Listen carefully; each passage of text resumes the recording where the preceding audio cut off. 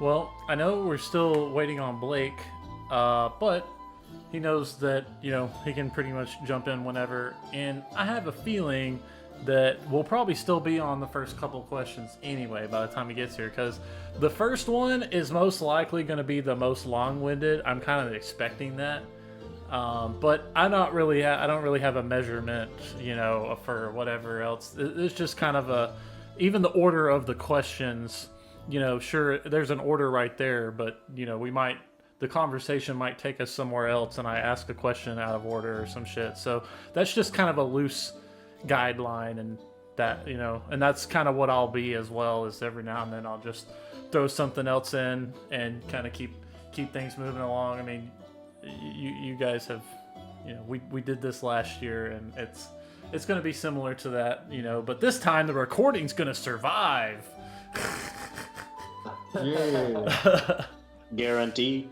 Yeah. Knock on wood. Exactly. Well, because see, I didn't have my video settings in OBS set up to automatically save the file as it's recording. I only had it set up to where it would save as soon as I ended the recording, which has to do with like the quality of the video. But yeah, I mean, we're not going for high fidelity here. Audio is more important in this instance than anything. So, because we do have most everybody here, I guess we can go ahead and start with the first one, which, I mean, if you notice, they kind of flow from like an inward focus to a group focus to a outward focus, is kind of how I shaped the flow of that. But again, there's no specific order, but it's a really good one to start with. So we can take turns, and I'd like each of you to tell us about what characters that you played, and if you could just give a brief description on their backstory leading up to them meeting Ubu Inc.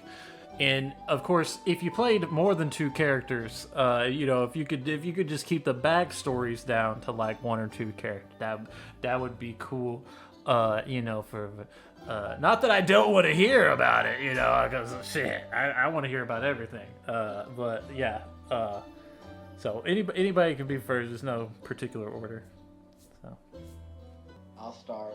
I played Abel, a blade singing wizard that before meeting the campaign, before meeting the group in our campaign, was abducted and had her memory erased by the Mad Mage himself. She even had martial arts training and was convinced she was a monk. Until discovering how badass her magic was. And she played the typical cliche, hard,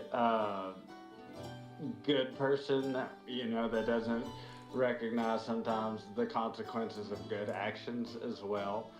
And as the story went on and things became more difficult, she always tried to keep everyone's spirits up and whatnot until eventually Bolus actually touched her heart with some madness. I'm not exactly sure how to describe that, but after that, she was a little bit more of a C word, if you will.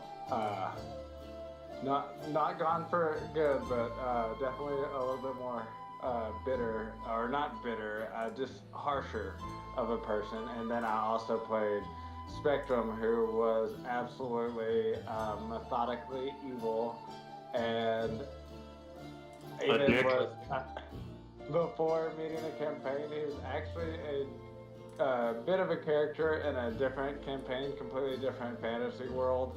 I like the thought of like how he came to be in our world was after basically being annihilated in that other world. His will to do dastardly things and ascend towards his goals were ambitious enough that after floating around through the ethereal, was able to basically reach a far realm entity the King in Yellow specifically, and try to use that force to, I guess, re-give himself life.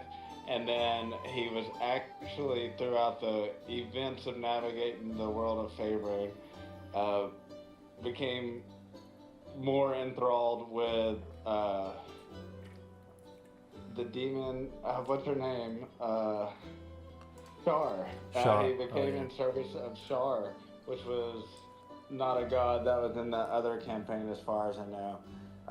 Maybe she was, but she wasn't immediately present. But in this world, it made sense and aligned for his goals. And after trying to play double, triple agent and with many of the plots and people of the world, that is where he thought his immediate needs served him. And he was eventually miscalculated and made a foolish mistake and tried to kill one of our friends. And instead he got annihilated once again. And that's it for me. I mean, to be fair, Spectrum did have a chance to redeem themselves, character-wise. Oh yeah, absolutely. In saying that, maybe he would in another world if things played out differently, but that was not meant to be this time. Yes, and who knows what Spectrum is up to in the afterlife. I'd be curious to find out, that's for sure. But, maybe we'll find out someday. I don't know. Yeah. But man, yeah. I'm not gonna spoil anything yet, because that Spectrum's death is like definitely one of the most iconic moments of the campaign. But I won't go there just yet, because I know somebody else probably wants to talk about that more than I do.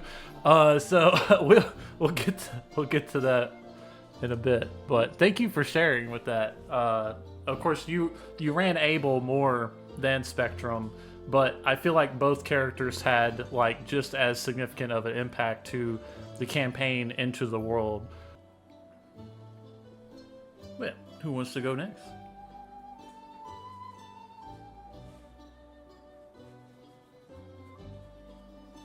I can piggyback off of that.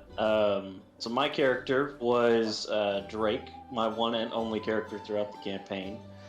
My backstory with Drake was that he had a troubled upbringing due to his lineage of being a cursed being of two different dragon breeds and being experimented on in order to make something more powerful.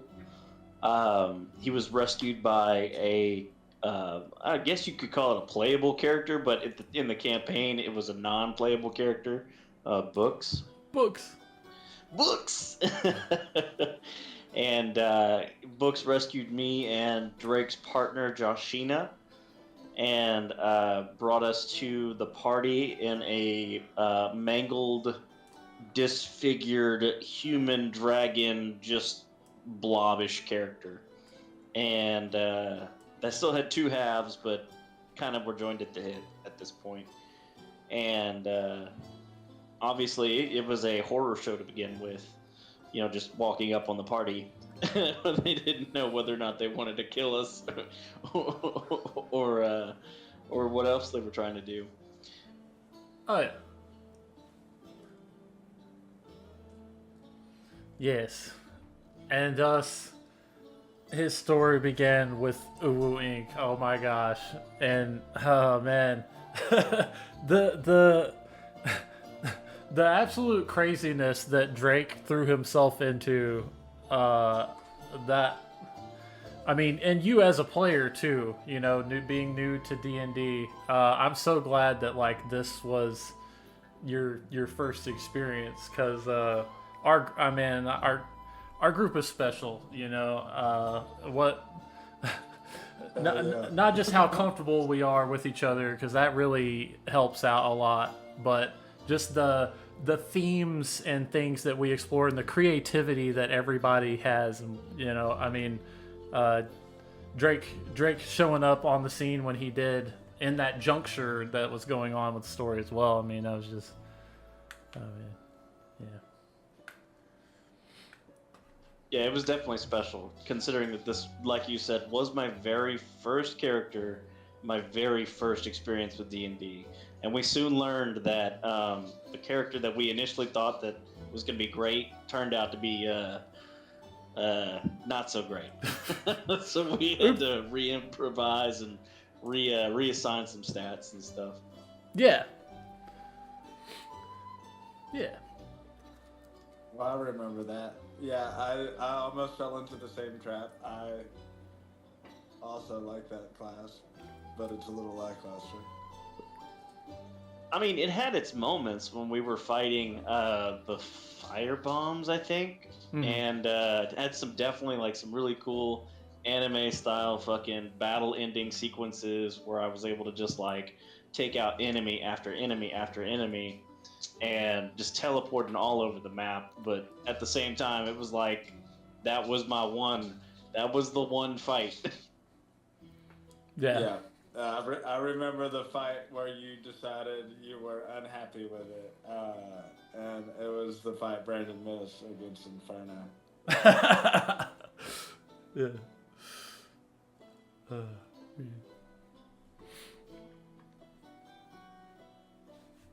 Well, thanks for sharing, dude. I appreciate that. Well, who is next? Oh, yes, please.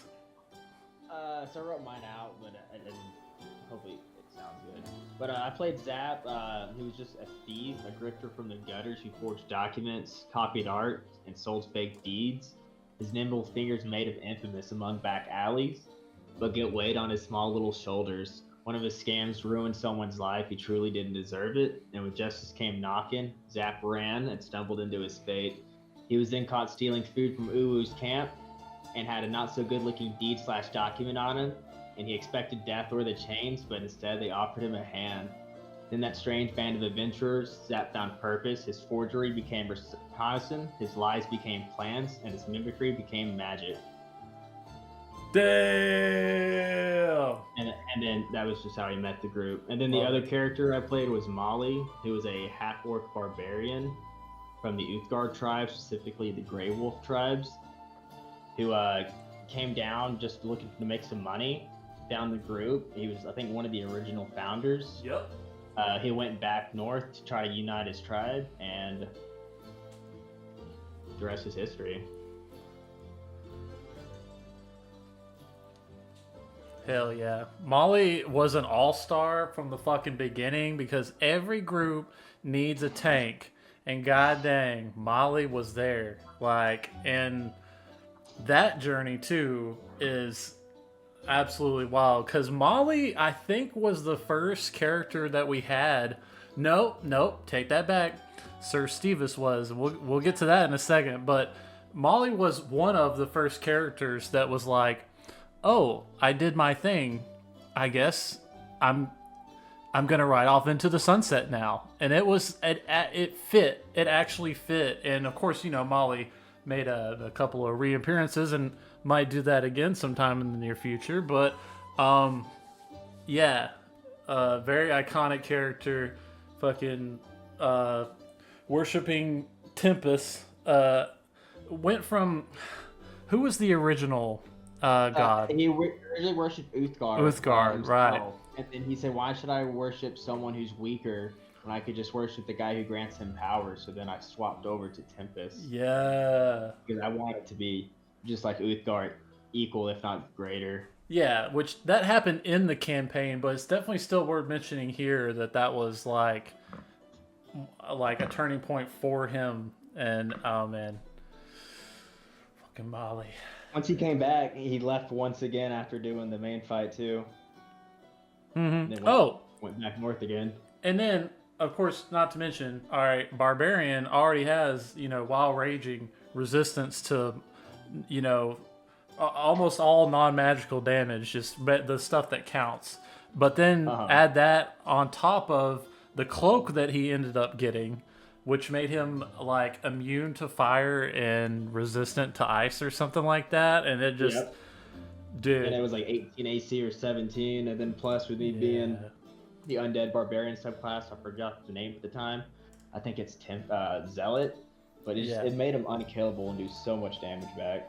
Yeah, and I'll mention this here in a moment. But between you and Mike, y'all's characters really pushed me as a DM. Y'all's play style pushed me as a DM to get better, to like step up my game and not just like bring a harder challenge to the table, but like really think about the mechanics of the game and how to work around, you know, everything that's unfolding, which is like always a challenge with DMs who are running, you know, campaigns that are going more than like 10, 20, 30 sessions. There's a balancing act that happens. And yeah, I'll talk a little bit more about that later, but oh man.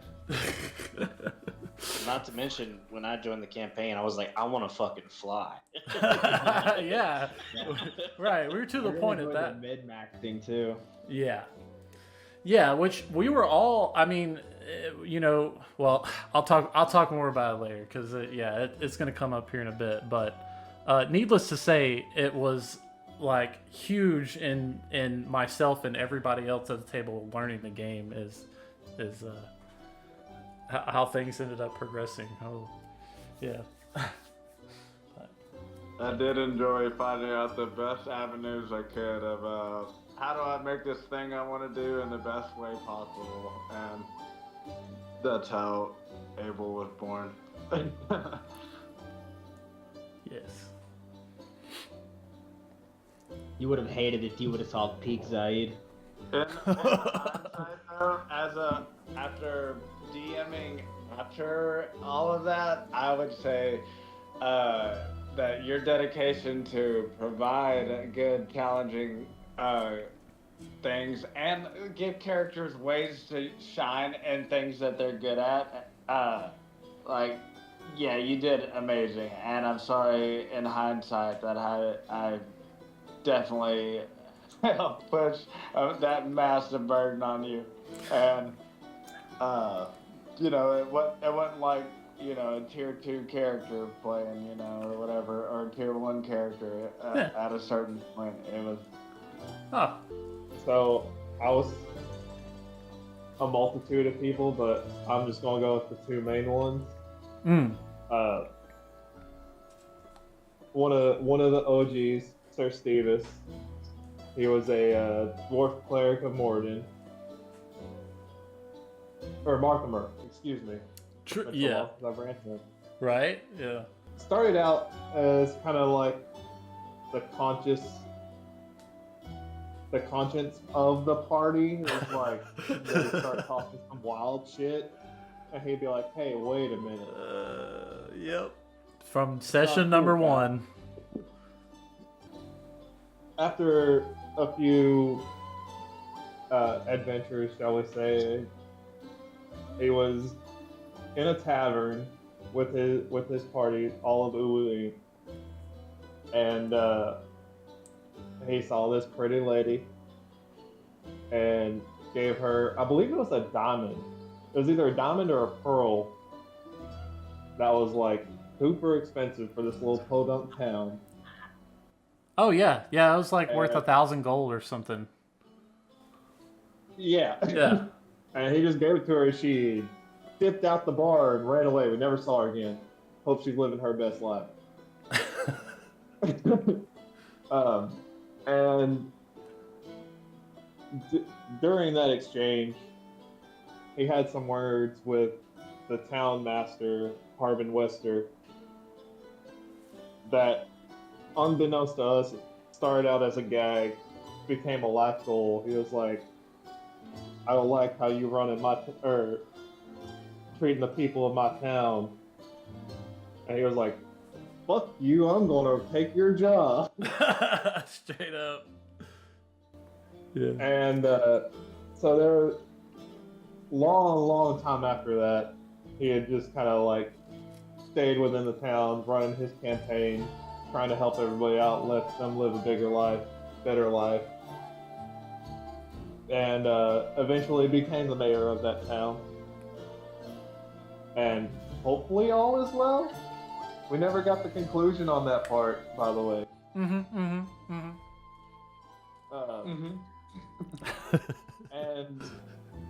the other character I played was Swift Snowfall. She was a Leonin druidic dancer. So very much in touch with Earth and how the planet moves and how it does its things, and incorporated that to her own, I guess we could call them signature dances. Really, really fun mechanics. I really like that dancer class, by the way. Well, I couldn't have done it without you, man. Yeah. Hell yeah.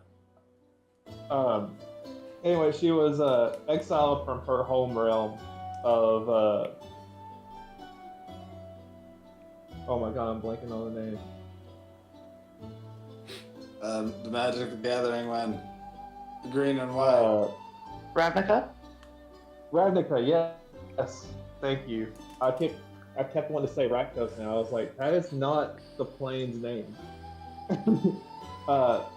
Anyway, she had been set up by somebody within her tribe to go out with several others to find this medicine for her dying brother. And it became an ambush, and she was the only one left alive. Coming back to the tribe, only one survived, didn't get the job done. You get the boot. It'd be like that sometimes. She was banished from Ravnica to Faerûn, where she met the Ladies of the Night, the followers of Illustrae, where they kind of taught her more about how Faerûn itself and its magics work, and taught her like the love of the dance. And she ended up meeting the party in Waterdeep. And very cocky, very like, my shit don't stink kind of manner. Yeah. Ended up kind of tagging along, falling in love, getting married. Heard it. And yeah, that's about it for her. That's my girl. Bruh, yeah. With Sir Stevis being like the moral compass of the party at the beginning, it was, I mean, he wasn't necessarily the Rock, but what? Wait, what was I saying? And that switch from that like very lawful good, this is what we need to do to get the job done, to the more chaotic side that Swift brought was really hard for me to turn on at first. Yeah. But as the sessions grew on and I kind of got more involved with this character,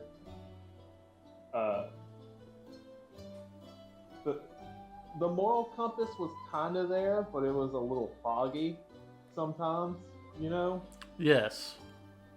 You know, because of the chaos and whatnot. Right. But at the same time, everybody else's moral compass, aside from hers, had shifted so drastically that towards the end of it, I feel like it kind of became clearer, like she put some polish on the glass or something, you know? Where it was almost like I was playing Sir Stevis again. It was like, no, we can't do that. What are y'all doing? Stop it. Get some help. I mean, if she didn't, you know, things might have got even more unhinged than they did, and that's saying something. Yeah, Not that's that very true. not that that would be a bad thing. It might just have led the party down more riskier paths. Let's just say. Then, odds are, if like as strong-headed as she was, I don't think she would have stayed with the party.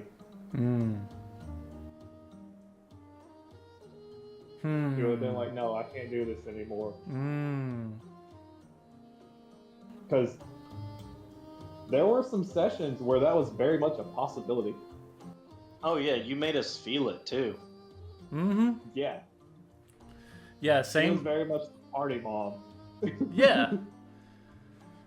Yeah, there was a couple of points where it was definitely like well, this feels like where that character is gonna go, you know, leaning towards like, yeah, there is a point in all the characters staying in a party, but when you have a campaign like ours where those kinds of walls are gone and it's like you're, because we could run pretty much whatever characters we had on standby if we wanted to.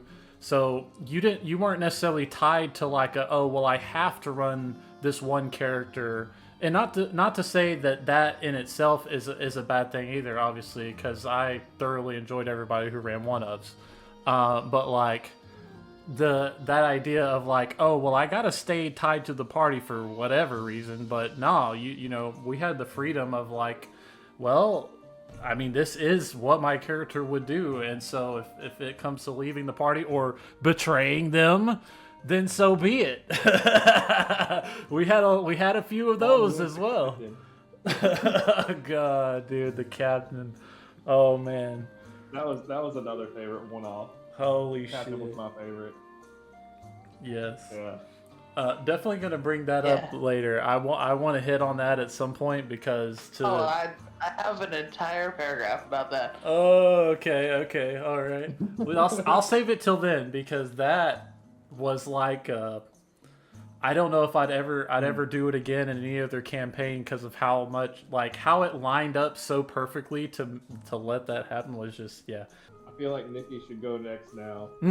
Yes. I will go next. So I played Scout, the Mistress of Fate, left hand of the Queen of Air of Darkness, lady who likes titles. Also the Exarch of Nair Sahat. She was one of the last characters to join our group here, and she was the kind of like the runt of the litter of. She's got like 20-some brothers and sisters because I mean she's a rabbit. But her thing was she's a prankster.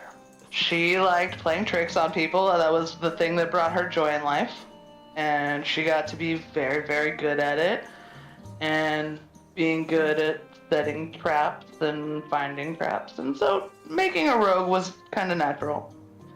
But she grows up as the unexpected best friend of the god of fairy dragons and pseudo dragons, which is how she got the attention of the Queen of Air and Darkness, who recruited her to the Dark Hunt.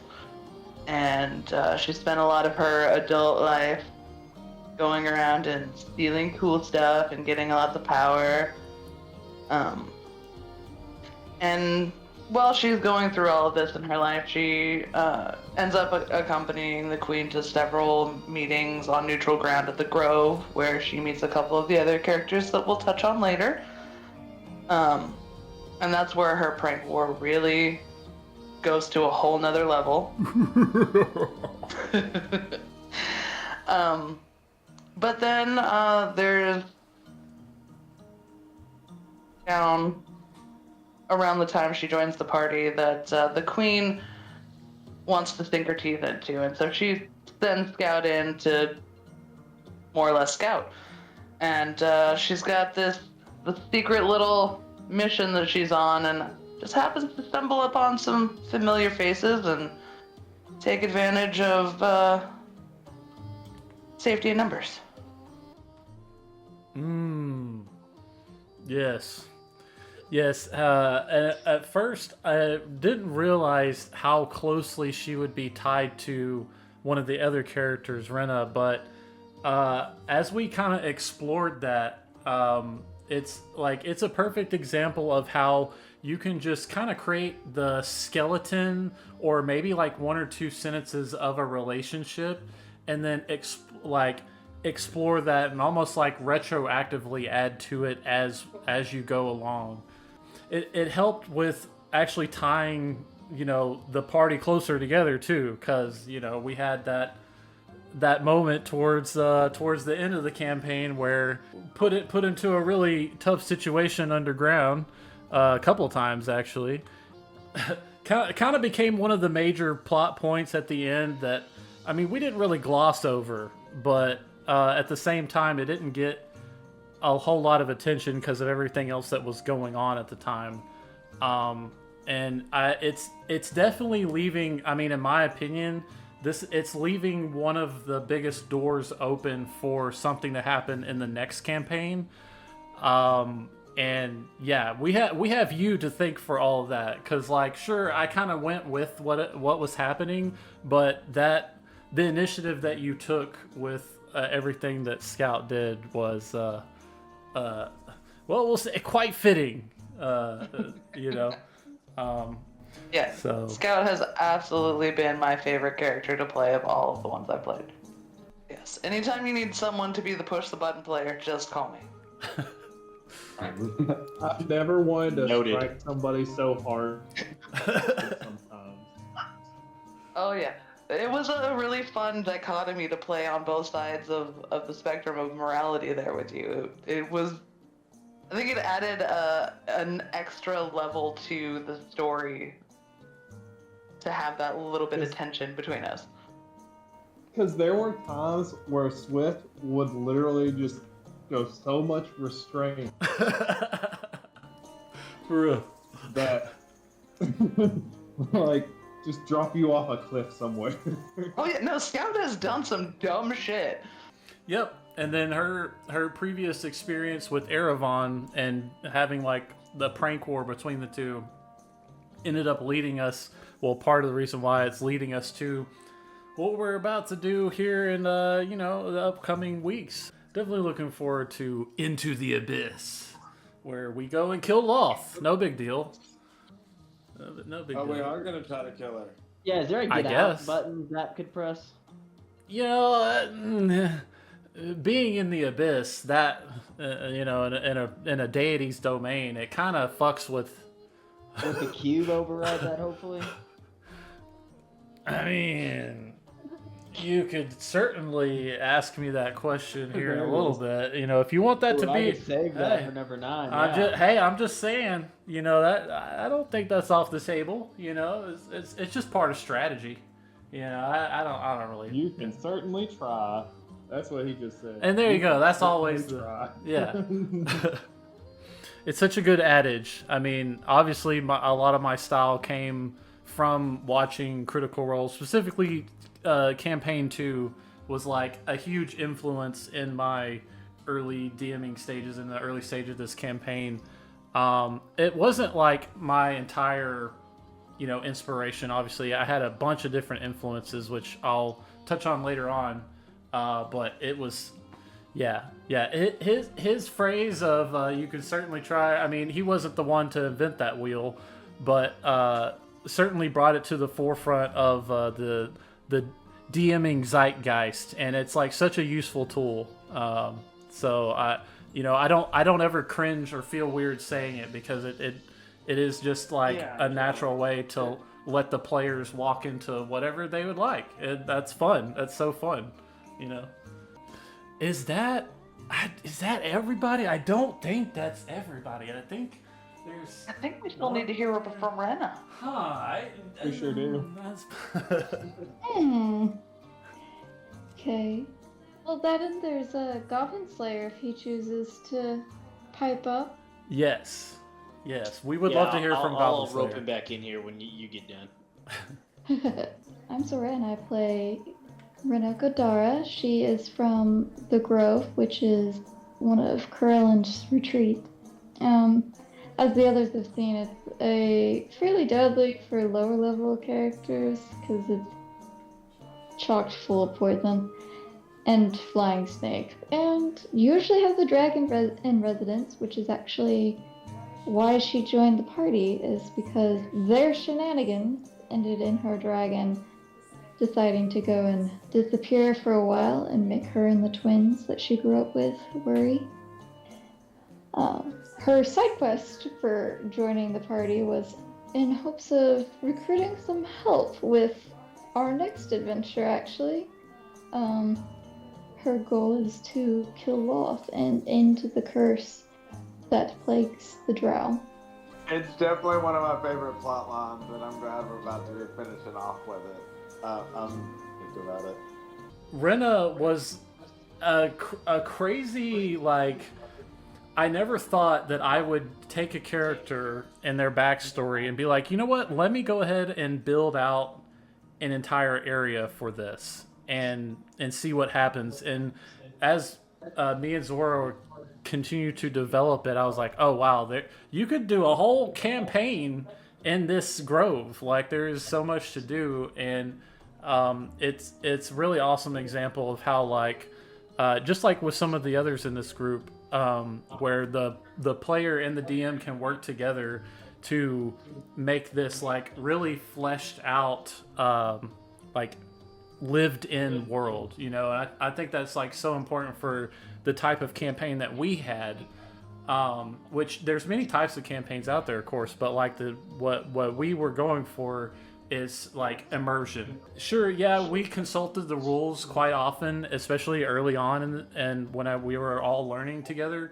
but like towards the end where we had a good grasp of the rules and we could kind of get loose with it, it really blossomed into like this lived in world. And the Grove was like that. I still have a lot of things that I want to do with it, like write out some of the other stuff that we did and actually put it into like a standalone thing that you can pick up on DM's Guild or something like that, or Drive Through RPG. Like, I really do want to go all out and make a whole, you know, like thing that other people can just slap into and insert into their campaign. I think that would be awesome for the legacy of the Gadara Grove to live on, you know. Yeah, the poisons need to come with the warning labels, though. Yeah, this is not like a low-level campaign edition or whatever you want to call it. I mean, wow, the stuff that we made was definitely for the upper levels of, like, you can go on D&D Beyond and look at all those poisons, and it's just like, oh, okay, I might give this to my big bad if we're in a low-level setting, but other than that, I'm not letting my players touch this shit. What the fuck? Seriously. Yeah. What's hilarious is they're all based off of real-life poisons. Yes. That was another fun little puzzle to solve there as well. But I think it's awesome that there's just like a concoction of alchemy that is potent enough to kill literally some of the most powerful people in, you know, the realm. Yep. So I think that's sick that y'all incorporated that mechanic, and it's not just, hey, here's more raw magic, you know. Yeah, unfortunately, Rena ran into the issue of everyone you guys were facing had some resistance to poison, and she just kept going, oh, come on!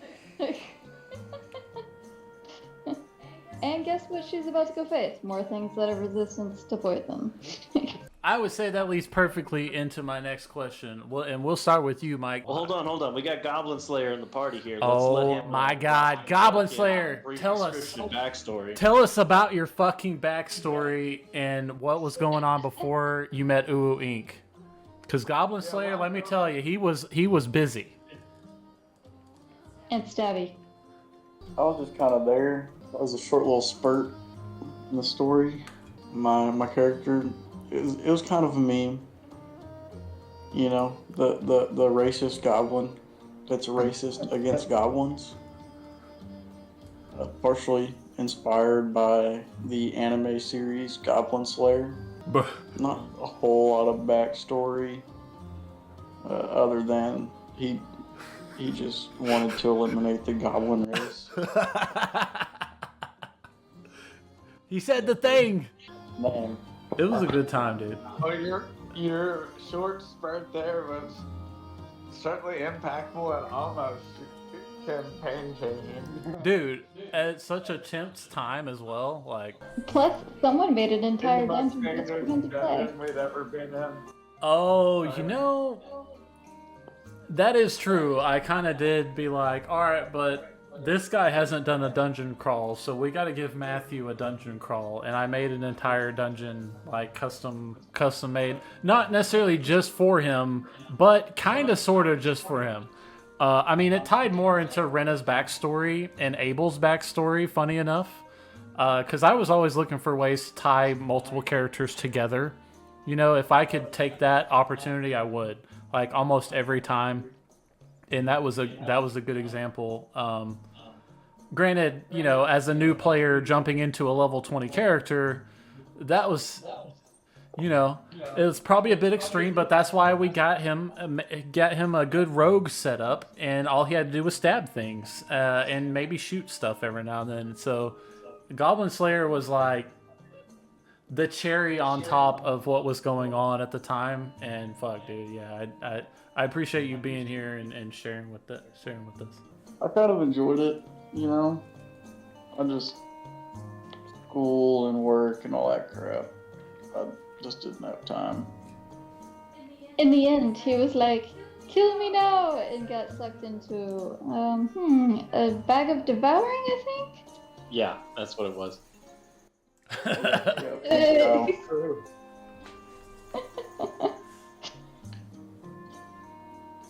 What, That's what definitely made you feels decide to not target Abel? you know, it was just kind of an opportunistic moment. Yeah.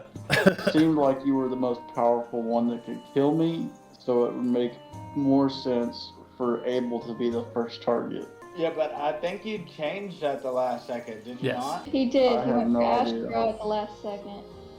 Yes. And missed, I think. He did.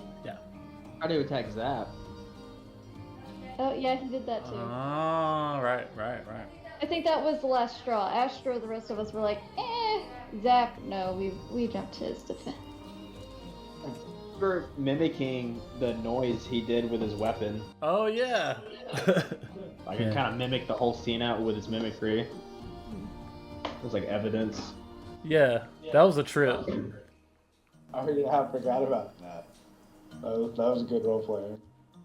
So who has the gun now? Scout does. Oh, yeah. Yes, I'm He's been super good practicing with and getting it. proficient with it. Only seen her miss.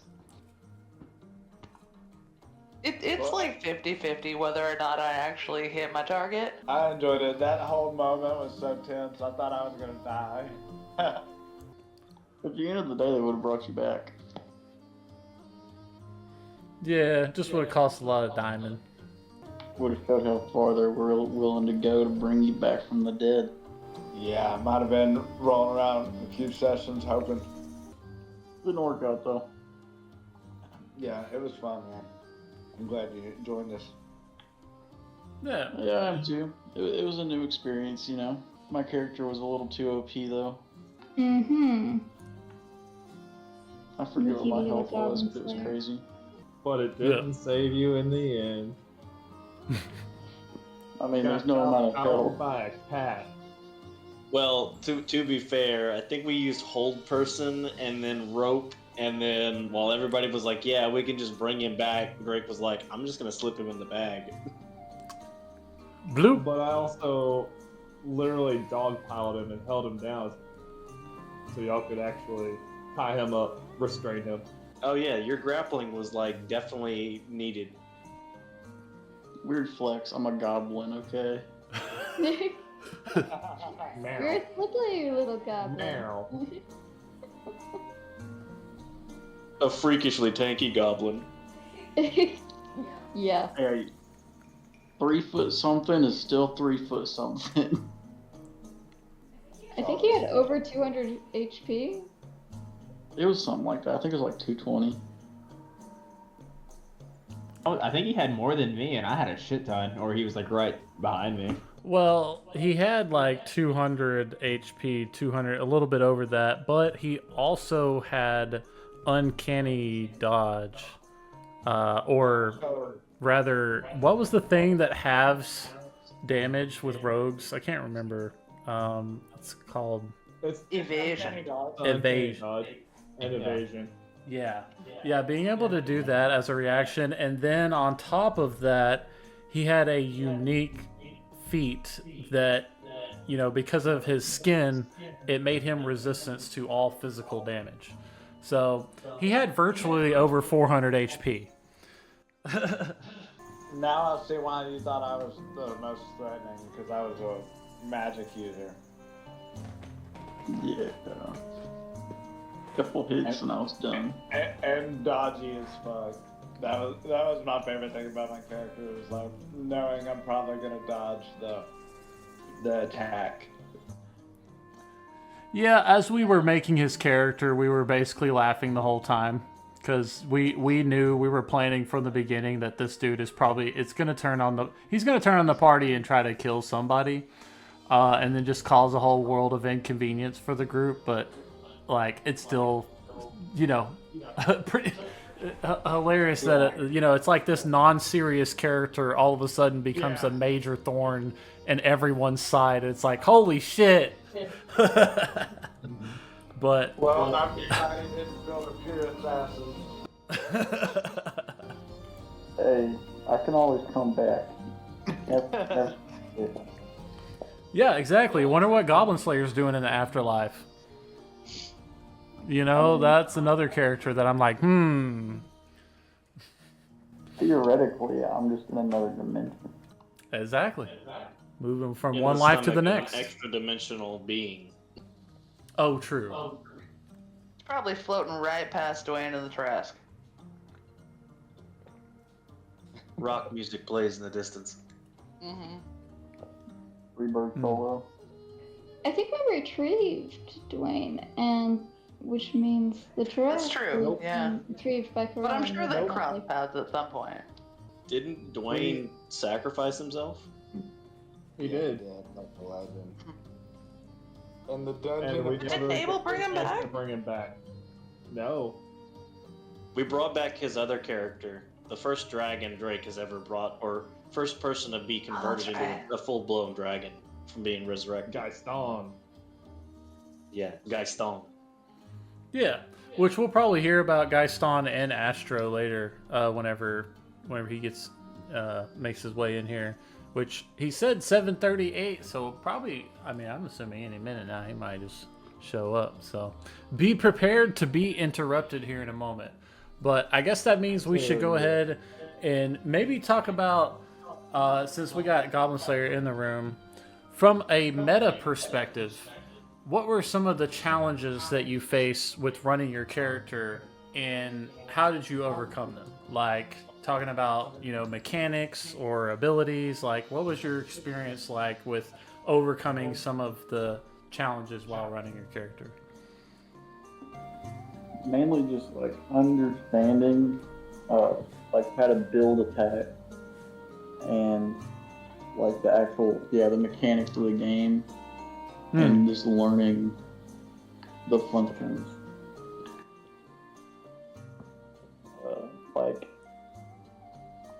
During combat and stuff like that, how the turns interact Yeah. and the relation between like reactions and attacks and moving and stuff like that. Yeah, because as a rogue, it's one of the only classes that actually has a shit ton of options, especially later on in its lifespan. Like in the upper levels, it has a ton of options. And there's a lot of versatility in rogues. Yeah, it was a lot of power. Yeah. And this is, I would say, one of those questions where, we don't have to go around. Not everybody has to answer it. But if you felt like there was that type of challenge that you did encounter with running your character, then you're more than welcome to share that perspective. Because, like, it isn't obvious to everybody at the table when you're struggling. You know what I'm saying? Sometimes everybody here is really good at improv, you know. So like maybe it didn't come across as like that you were sweating bullets thinking about what to do or something, but like, you know, I'd be interested to hear, you know, from that meta perspective, like if there was anything. I can start you off real quick. Being my first character to run in any D&D campaign, snow yetis. Fuck them guys. Fuck that fight. Fuck not knowing how to like play the game at all and thinking, you know what? I'm this group's tank. I'm gonna take that damage. Oh, you took the damage. Talk about, okay, first time you're getting hit. You're not only getting hit, but you're getting hit with a critical. And it did like almost your entire HP, you know, in one. I mean, that. There was only like two other players at the table when that happened. And, you know, it's supposed to be like a somewhat difficult encounter, but not necessarily deadly.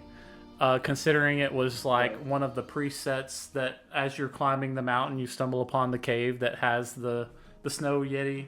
I'm probably forgetting the actual name of the shit, but yeah, that was not the introduction that I was hoping you would have. But as a DM who doesn't necessarily believe in fudging the dice when it's convenient, that's totally cool if you do. But like, that's just my personal style. Is I like to see where the dice are gonna have an influence on the story and the events. And yeah, but you survived. But did you die?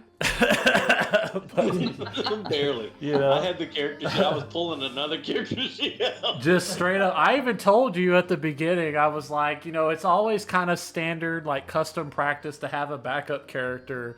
Oh my god. To somewhat piggyback off of that, honestly, the hardest part about running a character is all of you. Damn. Like, I'm one of those persons when I'm playing a tabletop, after my turn ends, I start planning my next turn, right?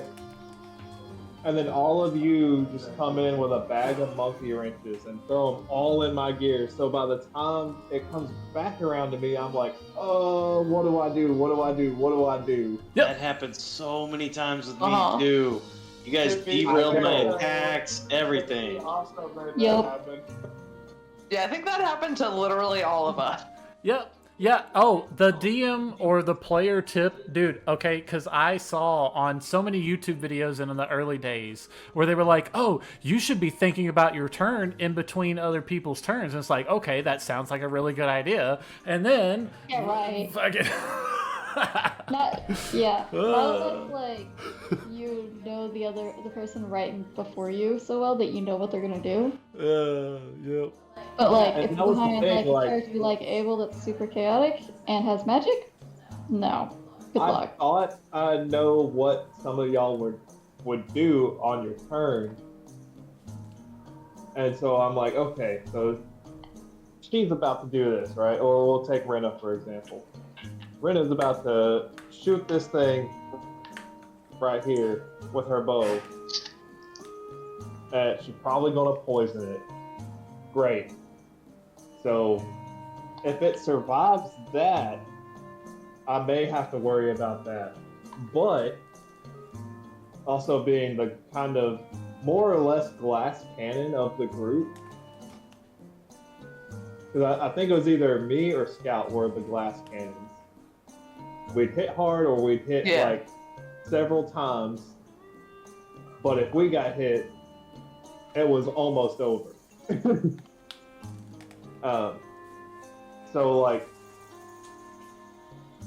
if Rena was doing her thing, but Rena would do something else, so she'd see something way off over there doing a fuck ton of damage and target that one, I'd be like, oh shit, this thing's about to hit me.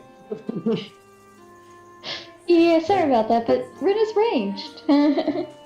Well, I mean, I was just using you as an example, but Yeah.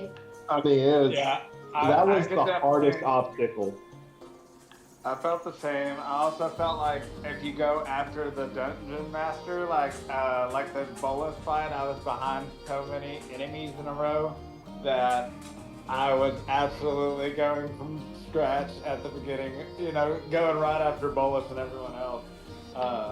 For me, I felt like the hardest thing was after first learning, like within the first few weeks, I kind of understood like, okay, this is what I want to do instead. And Right.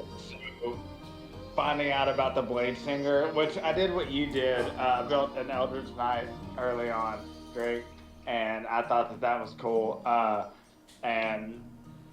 But it didn't have as much. Whenever I found out about the Blade Singer, I just knew that there was so much more versatility there, and eventually it became pretty easy because you're kind of rinse repeating, and there's just conditional spells that you use. But then, like as it became like tier 3, tier 4, and our characters have all these other options. Then Yeah. running my character felt really, really hard again because like there's so many things. Like you have like choice paralysis.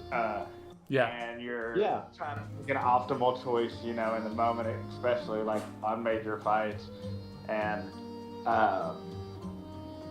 for me, I'll always remember the fight with Inferno and Bolus, probably those two fights. Inferno, like him flying around and like half of our party not even being able to like reach him a majority of the time while he's nuking us with spells out of our counterspell range and stuff. It was a vicious experience. It was super fun, super cool, and it made me really appreciate movement speed in the game. And then I don't think I was there for half of the bolus fight. No, you weren't. You had dipped out for something. Plane shifted to Rakdos. No.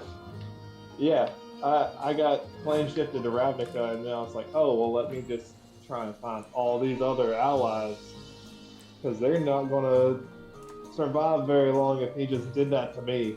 Oh yeah. Kind of thing. Yeah, he was. Swift was.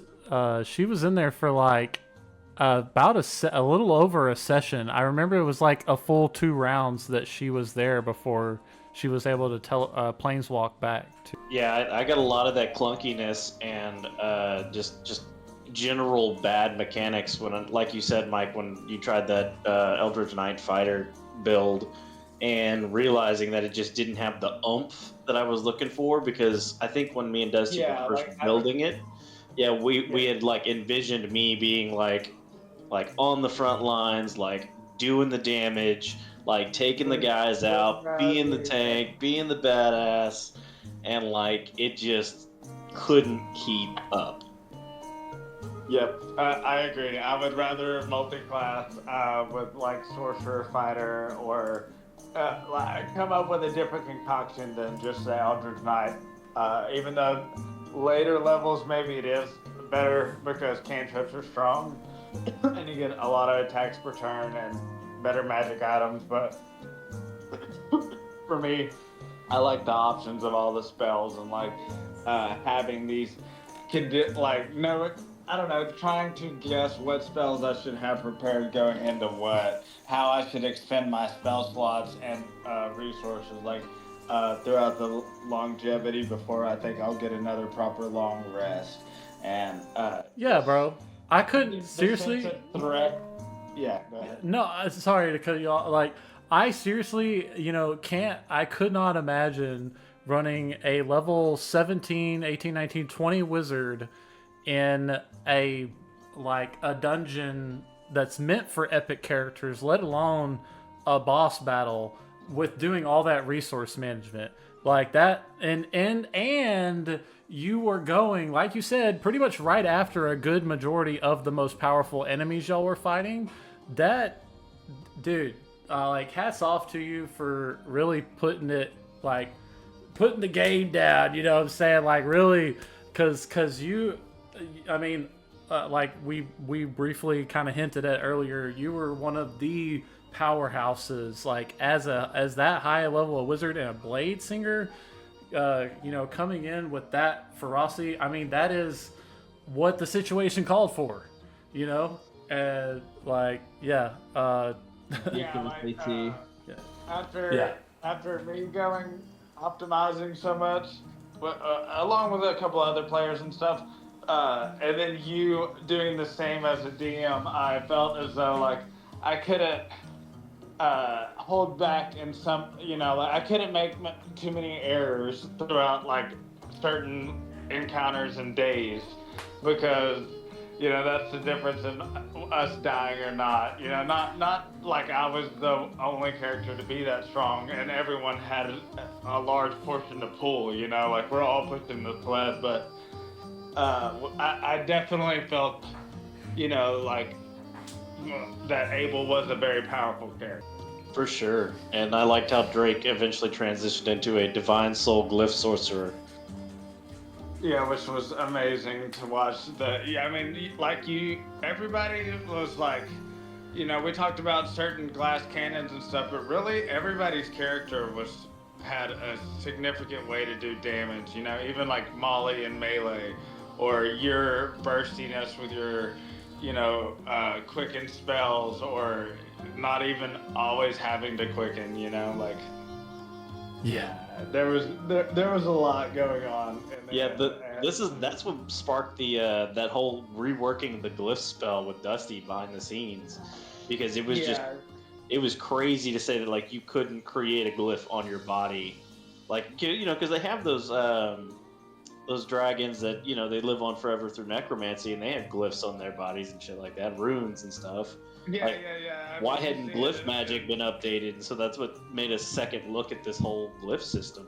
For sure. Definitely. I mean, not to mention, it is already inherently one of the most complicated spells in the game. I always pictured it as just like a dungeon builder thing, or like a base protector, and for you to incorporate it into combat the way you did was like so cool. But go on. Sticking a hand inside one of the monsters to make sure the spell connected. Yeah, it made me think of like Tenchu back in the day, where they like the assassin game, ninja assassin game, where like the guy reaches in there and grabs the heart.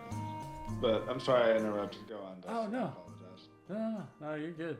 You're good. I appreciate you sharing. I mean, that's what we're here for. Ultimately, I'm just like really enjoying hearing perspectives from everyone, because like as a DM, you're kind of playing a guessing game part of the time. Like, yeah, as a DM, you're gonna do your due diligence and try to get to know your players, and it's even more convenient when we're all friends.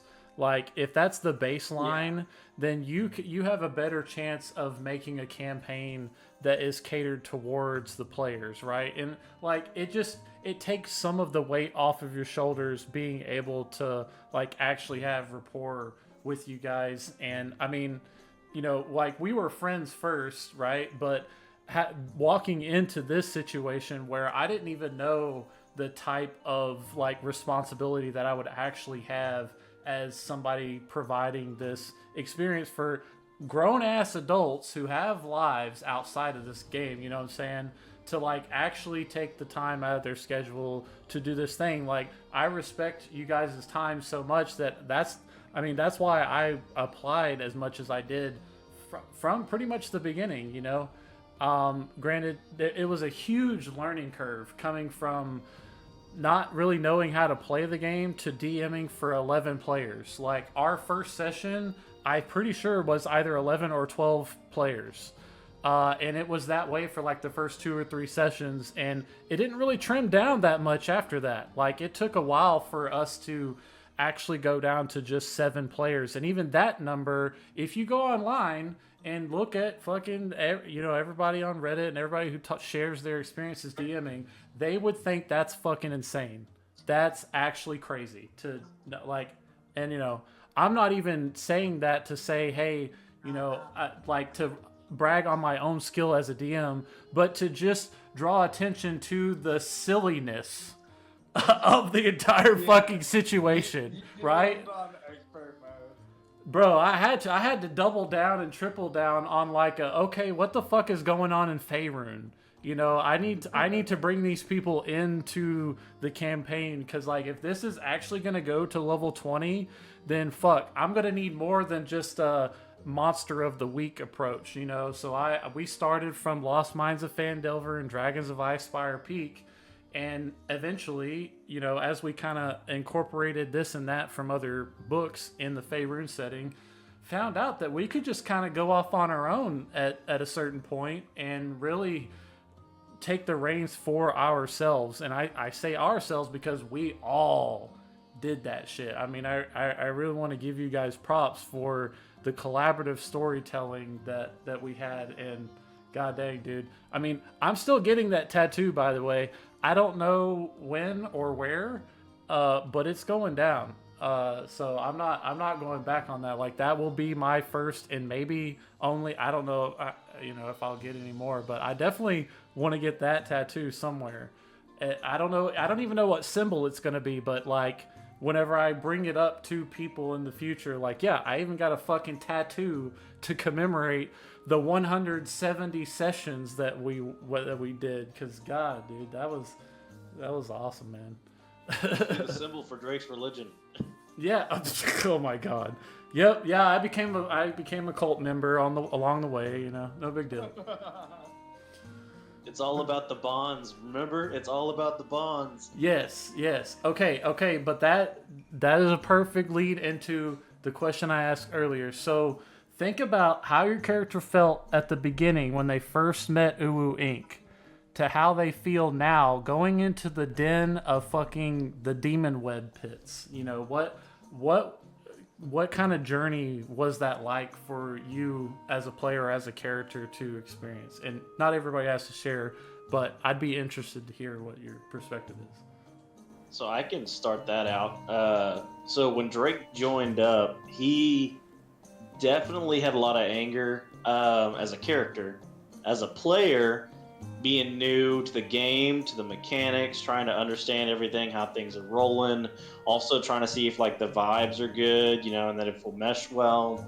So it was a lot of just like getting the character molded and figuring out where he fits. Now, for a lot of the beginning of the campaign, me and Swift butted heads a lot, and it was just partially because like we were two very individual people and had two very different ways of running our characters in our campaigns or running the campaigns. There was a lot of frustration with the other characters just because like mechanic wise, you know, when Drake was a knight, that like, you know, either he wasn't getting the heals or he, you know, was just taking a lot of damage and not being able to dish it back out. And that's cool and everything, but over time, like that was the beginning and like figuring things out. And I think we had a moment where when Drake was undergoing a character development, like when his arc was probably just kind of starting to swing, we finally we made bonds. Like there was just some real good RP going on, and like you could feel the player inside the character inside the player, and it was like we were there in the moment, and we were the moment. And Drake transitioned into a new character. Now, mind you, that came with learning new roles and how he would go about forming his attack patterns and stuff like that. But as a character in RP, I think that changed to the point where now he's got such deep bonds with each and every one of you and your characters that if you were to come to Drake in the campaign, out of campaign, be like, look, bud, I need help with this shit. You know, this is something personal that I didn't bring up to the party while we were doing this save the world type shit. Can you help out? Drake would say, yeah, for sure. Hands down. He practically would die for you. Again. Speaking of, Swift still Zap has is with the a party. promise to fulfill for Drake. She's still got to teach him the ways of the druid. You remember that moment? Oh yeah, for sure. I keep bringing it up every now and then. Yeah. And me and Dusty have talked That's about it what offline, about, basically getting with you offline, about getting with Mike offline, about what we would all be doing. Mm-hmm. Just a little scheming. No big deal. If I live. You'd be alright just napping off. Speaking of scheming, I feel like when Scout first came to the group, like, she had the intention of basically keeping them at arm's length and using them like a tool a means to an end. And somewhere along the way, these chuckle fucks got underneath her skin and made her fall in love with all of them. And now, even though she doesn't necessarily agree, like, she definitely has some strong tension with Swift and a hell of a lot more with Astro. That guy. But at the same time, she would probably bend over backwards to help them anyway. So, kind of piggybacking off of that, Swift was very much in the same boat you were at the start. No one really knew this, but Swift was planning to rob y'all. Oh, right. Came in. Yeah. He was like, "Hey, these guys look like they have money." What is it with you guys and being thieves? Bunch of rogues. It's fun and it makes a lot of money. Swift was when she first met the group. She really much saw them as a target. She was like, "Hey, these guys look like they have money. I wonder if I can kind of sweet talk them and take me by the base so I can scope it out." But during that trip forward, and admittedly, she was very much, okay, these guys seem alright. Some of them a little crazy. Just a little bit. But and going back towards Astro, Swift very much has probably the strongest bond other than Abel with Astro. Because him and Abel were very much the one constant that she saw from when she joined to the bitter end. Everybody, it was kind of a, yeah, I guess she kind of built up a trauma bond. And so like when Astro inevitably kind of went off the deep end, shall we say, That boy. that's why she still saw the good in him. While everyone was like, okay, we need to figure out what the fuck we're doing with this.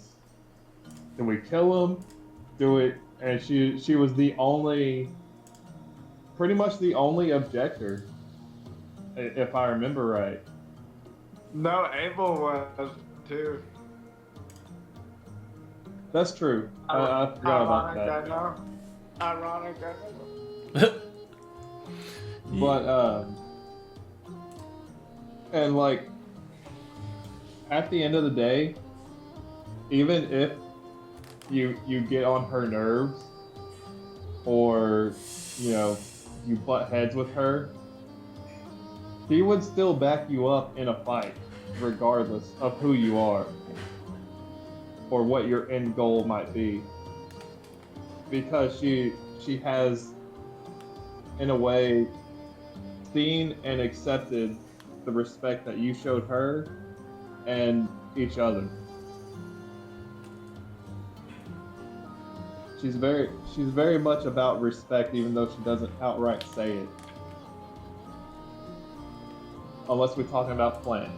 Yeah, which is, I mean, like, I know alignment is sometimes overplayed, but like as a DM, I'm kind of trying to tune into every character's alignment, if you want to call it loosely that. And I felt like Swift was very much in that, like, we talk about her chaotic side, but like I feel like she was very much in the neutral territory because she was from an order, you know, and she had like laws and a personal code, but also at the same time, she just kind of fucking let loose, and you couldn't really predict what she was about to do next, you know. So it pulls her towards kind of closer to that neutral territory, and like was a very good embodiment of how you can kind of do both. You can have both, you know. Yeah. It's all about context in that situation. But I know Abel's still coming to terms with killing Astro, and I know he's probably still alive too, but she feels bad about what she did, even though she felt that she had to do it in the moment. well, he got sucked into the flask. Yeah, because right now he's in like suspended animation, and it's kind of like a gap stop right now with a couple of bad dudes. Yeah, all I know is even though like Abel's obviously I got 2 inflictions of madness, y'all, and we're about to go down here. All right. Well, let me use this to ask one of my fellow players a question, even though I'm totally not a player. So Abel, or Mike, what would Abel do if there was something else that was actually more of a concern that she needed to use the flask on? Would she let Astro out? Would that not be possibly one of the most likely situations that he does get out of there? Right? I don't. What would cause Abel to do that? What kind of threat? You know, I mean, not playing the meta and like, oh, legendary resistance, right? I mean, we know that's a thing as players, but I guess as a character that would equate to some things just won't get in the flask. I don't know, but yeah, that would be my question. At the moment, I got 2 lines of reasoning. I think Astro is probably the biggest threat to the weave currently. So, you know, like, and probably Sirik, who's the greatest threat to the weave, but I think he is, you know, Sirik's greatest tool that I would know of. So it would take a threat, you know, of that magnitude, and or me going to die and him be released anyways. Damn. Or not just me, but like the party going to die and him be released anyways. Isn't Guile in charge of the flask right now? I don't remember that. Or oh, you know what? I do vaguely remember that. I think he he gave the flask did give him. Yeah, I mean, I don't think Guile would have a reason to let Astro out. I don't think so. Probably not. But I wouldn't be. You know what they say: if a job's gonna get done right, you might as well do it yourself, right? I mean that's how Guile feels, probably. I guess. I don't know. I'm just talking about. Oh. He's just gonna keep Father Astro on a fucking shelf with a little placard that says "My follower." And occasionally he'll just barely crack it to talk to him. Damn. Well, I do want to save that particular repeated question because I want everybody to go through and kind of take turns with that. But I feel like more context maybe would be good to lay down. So focusing a little bit outward, how did your experience in Faerûn compare to other RPG settings or D&D campaigns? Like if you were to compare this campaign to another, or if you were to compare this setting to another, like what are some notable differences and likenesses and maybe some of your favorite aspects? And like, we're trying to basically keep this to just specifically talking about the setting, right? Even though Faerûn, you could say, is a dead horse, right? Because every time WotC released published material, it was mostly Faerûn oriented, and like that did play into our favor a little bit. But if you go and read a lot of those campaign modules, you'll find that we really didn't use much material from them. We only used the history and the lore, and that's about it, you know? But yeah, so comparing the setting itself to others, like what would you say like were some notable differences that you experienced versus likenesses per se? For me personally, I think that Faerûn is an amazing place, and I think you did it absolute justice. And I could tell easily you could run endless campaigns with all the material that has been put in the Faerûn, and it'll probably always be my favorite. I don't know, maybe like 40K's got some great. I'm sure there's some settings out there that I'm not even thinking of that would be amazing, like even Magic the Gathering or so. Hmm. But yeah, Faerûn is awesome to me. I will always appreciate a good Faerûn. Yeah, I mean, starting from again not having really any DM experience, let alone player experience, and coming into this where there's like so much stuff that's already established. Like as a DM, you have the ultimate decision whether or not to include something in your campaign. But considering how much is already out there, it kind of takes some of the load off of you that you don't have to do that part of the heavy lifting as far as like establishing maybe some hooks or a little bit of interesting background or NPCs or locations. I mean, when it yeah, yeah, it's real nice to be able to have that kind of stuff to fall back on. I mean, you ultimately have to, make that decision of like what is going to show up or like what we're just going to consider, our own canon, right? I definitely tried to make sure that those situations were like stuff that were just unanswered questions. I tried to keep it as canon as possible, which obviously that puts additional pressure on, right? It relieves some of the pressure in that some of the work's already been done for you, but then it puts on new pressure that's like, okay, but if you really want to be canonical, if that's your aim, then there's all these other things that you have to keep in mind. Yeah. It's a double-edged sword. Yeah, for sure. But it ultimately, I consider it a net positive because of all of the experiences that we had, and like you said, like the absolute breadth of things that there were to do and explore. Like it's amazing. Honestly, like What? I feel like I have played a lot of tabletops and settings and stuff like that. Slayer. Funny Goblin players. I feel like And the bones. there should have been more vehicle usage, and I would have liked the Faerûn setting better because there's a lot of different systems out there. A lot of them have vehicle mechanics. The experiences other campaigns. Why are we riding around on chickens? Yeah. Why are we riding horses? Why are we walking? The boy long. Done, Butler? Why couldn't we just get a car? Done? Come on. Or a buggy. No one ever thought to buy a buggy.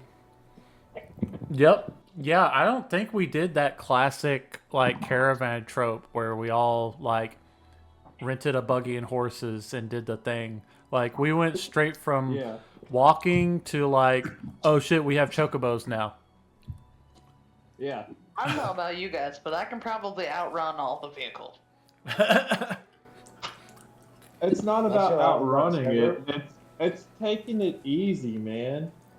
Fair. Y'all speak for yourselves. I'll put around on a magic burn. That's the one main thing that like I saw a lot of difference in was how little vehicles were actually utilized. Like our siege weapon. We never utilized the siege weapon. True. Yeah. Yeah, we never got to the point where we were, doing that type of like almost not necessarily war game style, but where the structural context actually matter. I don't think that was even mentioned during my time in the campaign. Oh. Yeah, I didn't know about that either. I still think about our base Steven. and stuff, how it's protected. Sir Stevens had started working on I believe with Tinkle and a few of the orc hands, a siege weapon, a catapult, but the basket was shaped like a cat's head because of his kitty Marthamer. Oh, So it was a cat pulp. damn. It was brought up probably before Rena and Definitely before it was Drake. shortly. So it was after the siege of Leylon. Yep. Yeah, right before Drake joined the campaign.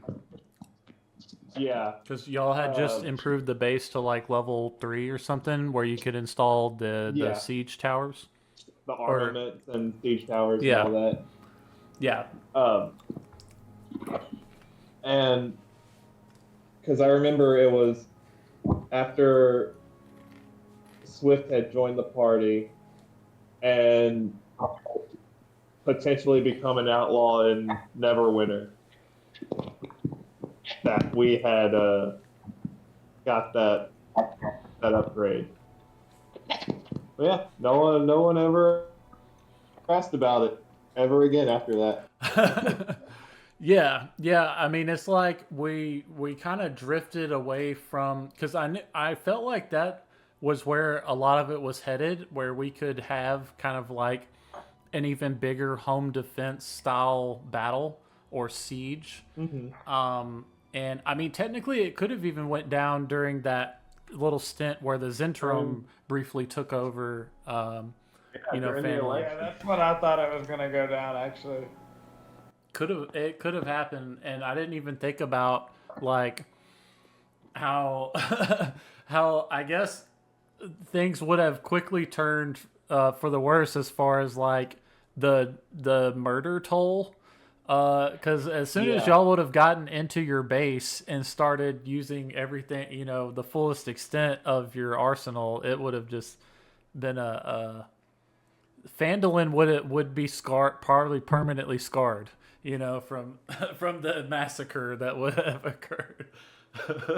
Right. I don't think the 100 Zentrum would have survived, even if they had those 10, not upper ranked. It was like fourth from the bottom, which is maybe like also fourth from the top, kind of like in that middle ground. Like they were fairly powerful, each one of them were. But yeah, against that whole onslaught that y'all would have rained upon them, yeah. But pulling from the Acquisitions Incorporated source book was like a huge boon for the campaign, because I mean, I remember being in like the early teens of the sessions, session 11 or 10, and that book had just come out, and I was like, oh cool, there's all these neat little side roles that we could have the characters do, and it would like basically give them extra boons, and that's of course where one of the key NPCs from the entire campaign, Dunbar Sprek, was introduced, and we'll probably talk about him a little bit more, but motherfucking Dunbar, man. Oh my god. Yeah, I mean, a perfect segue into the favorite NPCs. Yeah. You know what? Yeah. What? If you talk about him enough, if you talk about him enough, Dusty's gonna start slipping into Dunbar randomly throughout the day again. I can feel it creeping up. Yeah. You know what? Oh no. But what would be some of your, or one of your favorite NPCs, and why? Like why did they stand out to you, or why did you get attached to them? Maybe you weren't attached, but they're just your favorite anyway. What's up with that? Honestly, Harvin Lester. That very first session where we were in the tavern, I was like, this is my guy. So pompous, and just like one of those people you immediately don't like from the get-go. Yes. Man, that was a great introduction. And he was like from the material we were pulling from, he was like the only villain really in the whole book, you know? Yeah. So we had to kind of put a little bit of extra seasoning on that. And when we got back and like all the Zentarum were there, after, 50, 60 sessions, something like that. Yeah. It had been a long while since we had been in Phandalin. And just that was kind of like the icing on the cake, if you will. It's like, oh, he's such a piece of shit that he can't even protect his own town without some mercenary group to come in. Yep. Definitely one of those moments where you kind of feel gross playing a character, but you got to do them justice, so you just go forward with it. Yeah, it's That's really how it weird. felt with Spectrum. Yeah. Oh yeah. Oh, definitely. I could only imagine. Shit. I think my favorite character was probably that banshee we met in the woods. I think it was a banshee. It had the hut. Throwback. Agatha. Yeah. Agatha. Yeah, that one. Yeah, because at first I was like, man, surely this has to end in like an evil confrontation, or like a fight or something, and it ended peacefully. And it kind of like reminded me back to like The Witcher, where in that game the monsters aren't always monsters too, you know? Yeah. Because I figured banshee is like something you have to kill, is what I thought, but we didn't have to. Good point. It almost happened though. I distinctly remember one of you guys being like, "Okay, but we can just sneak up on her, and then this will happen." But it was always a possibility. But like the fact that you did choose to approach it that way, and I think y'all did have the comb that she was looking for already, so it was like this perfect. We did. Yeah, exactly. You didn't have to go searching for it. It was just already, you already had it, and yeah, it's definitely it was one of those moments in an RPG where, oh shit, I already have the thing you're asking for. Here you go. I definitely liked the Emerith, the encounter with Emerith. Oh. Yeah, she just seemed imposing and ambitious and like calculated and like you did her justice in so many ways. And I also really liked the Queen of Roses and the daughter, especially like for both of my character. Oh, we know you like the daughter. Yeah, we know you like the daughter. Yeah, Spectrum banging the daughter. Maybe that's how he comes back. Roll for pregnancy. But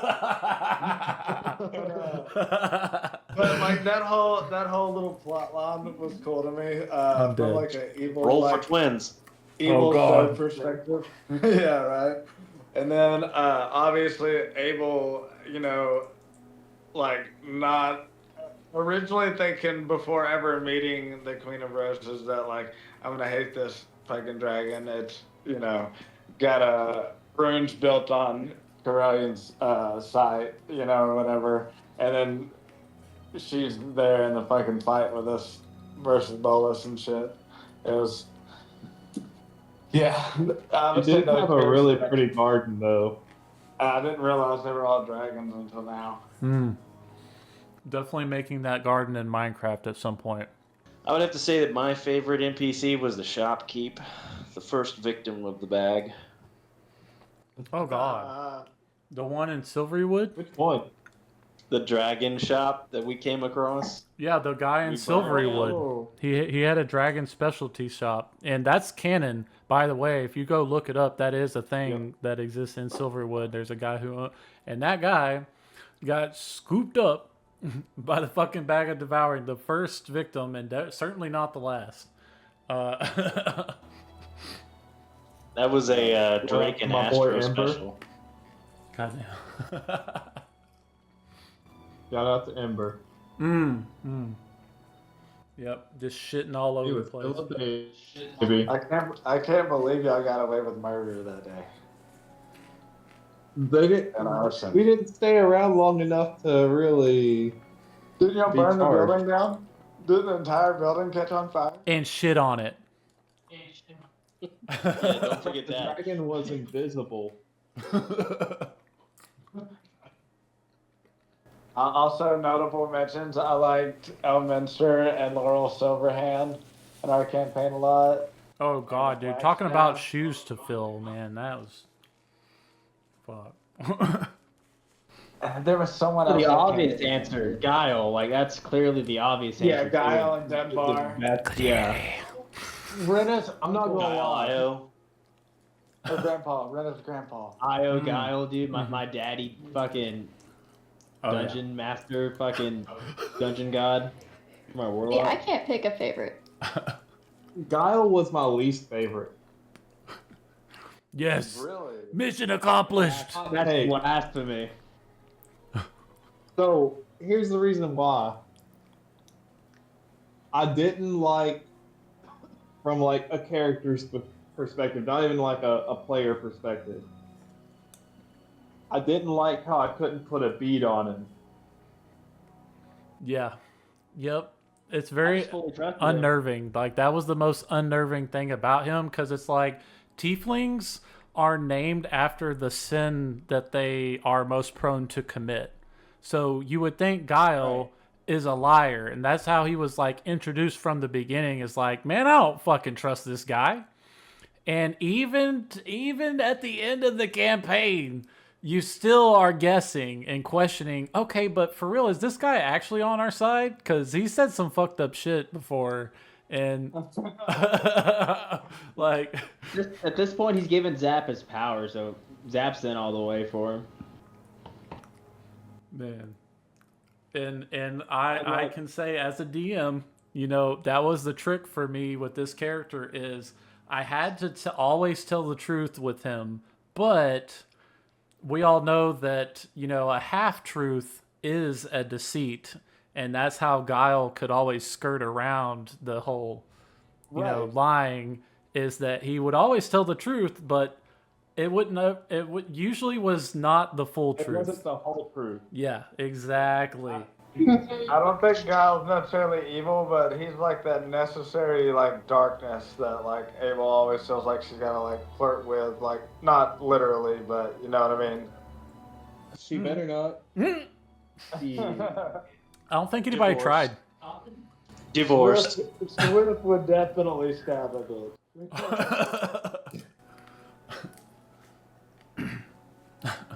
I mean, she's crazy, but she's not stabby crazy. She's like, she'll fuck your best punch friend somebody in the crazy. nose.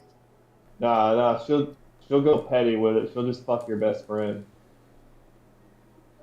Like, get that nice revenge, you know. So who is Abel's best friend? Was that be considered masturbation at that point? Mm. A True. win's a win, baby. You get them simulacrums involved. Who is Abel's best friend? I would say originally I felt like it's probably Molly. Mm-hmm. That's what I was thinking too. And then Beginning. actually Adrada. Actually probably Drada, and which is the person I forgot to mention there. Drada like Abel's best friend. I was wondering if any of you would mention the twins. Yep.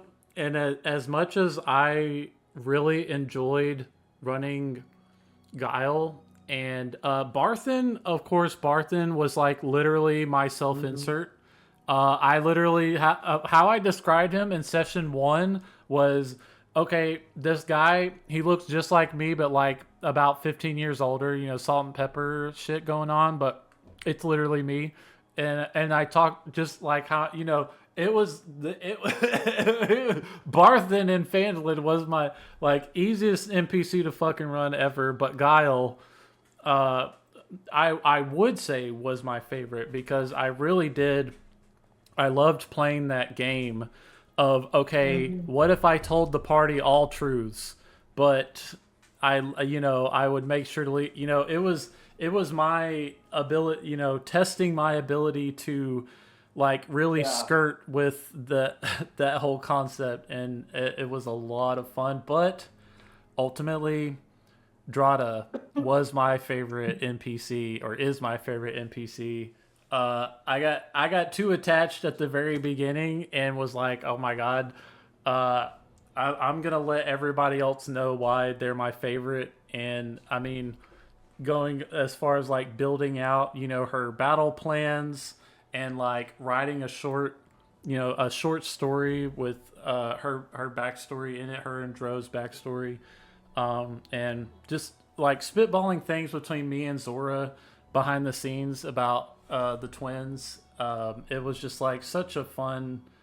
I get to mess around as a blade singer, but also, kind of play this nice back and forth with everybody in the party. Like she was a very much like a playful poke fun, but not in a mean spirited way. Yeah. And I just love that. I love to be able to interact with you guys with that type of character. Like that was so fun to be able to do. So. Yeah, Yeah, Yogoro. She's probably my all-time favorite too. Actually, like I don't know why she didn't come Just to a mind. player character. And Dro's probably the NPC I'm most thankful for because he was our healer. We needed him. Let's talk about that big And he bag of mustered up diamonds his that he courage. lost. Oh yeah.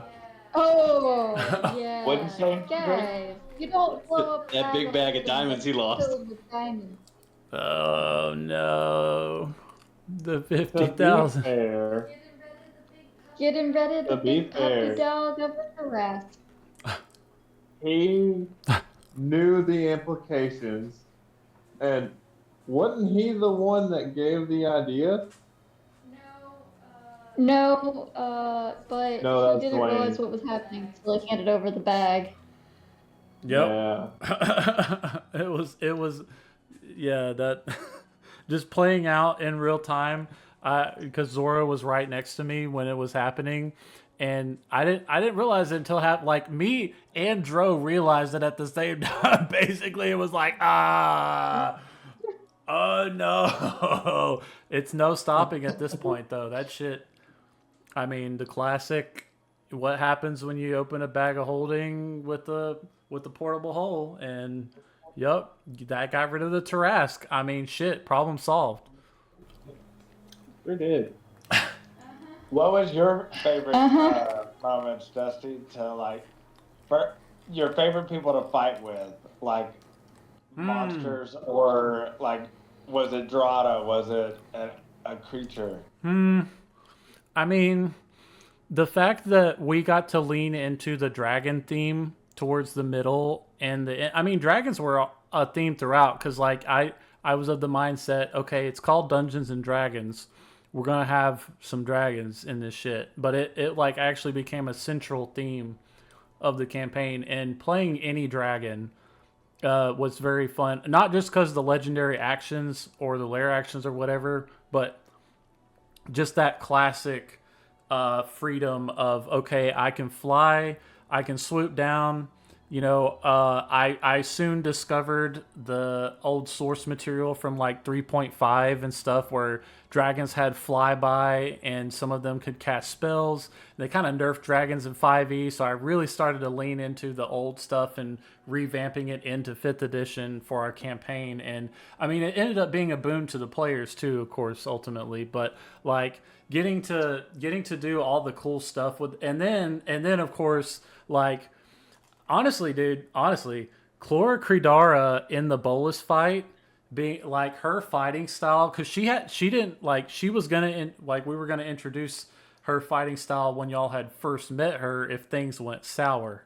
But we waited until the Bolus fight, and she is like, literally, I'm gonna run up, grab you, and chunk you across the fucking room, like, to me that was like unheard of. I had never read any other dragon that fought like that, and it was just kind of something that came to me out of the blue as I was thinking about the different strategies that these NPCs would employ.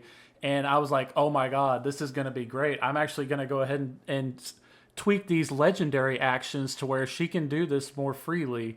And wow, dude, I think the stat block is on D&D Beyond, but you guys should check it out sometime, because taking that as a skin and running with it in your own campaign, like you'll see what I mean. It's a blast. Which dragon was this? Chlora Cridara, The the Queen Queen of of Roses. Okay. Oh yeah. The whole launching people. Yeah, I thought that was such a cool ability. That was absolutely.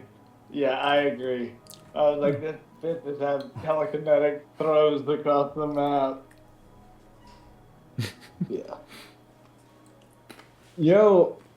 Who also didn't get their flowers, I think, so to speak, was Aeolus. Yep. I like him Like- too. I like how He did have a sad kind of character arc near the end. I felt like he was enslaved. Wanted to free him. He was helpful. I'm not gonna lie. When he showed up a bloody mess at our feet in the crystal, oh, it almost broke me. It almost broke me. Good. Yeah, because You it's know what's like hilarious? Is that was like my second session with you guys, and after we called it, and Yeah. we're no longer officially canon, you guys were all like, "Hey, let's just separate him out for body parts and let's sell off his shit." And I'm like, He got Really, a guys? full sword. this is a great second impression. oh my god, we laughed about that for Who weeks. brought that idea up first? Drake. Drake and Astro. But you have to think, this was before Drake got nuked and became a sorcerer, so he was like pining for those fucking swords and armor. True. Yeah, that purple sword would have felt real good on an Eldritch Knight. Yeah. That was a great moment. Yeah. Because, like, I think we had just gotten out of a battle with, like, some Marlboros or some fire bombs or something. Or was it the, what were those bastards called? The things where you hit There's them and they another get film hotter. name.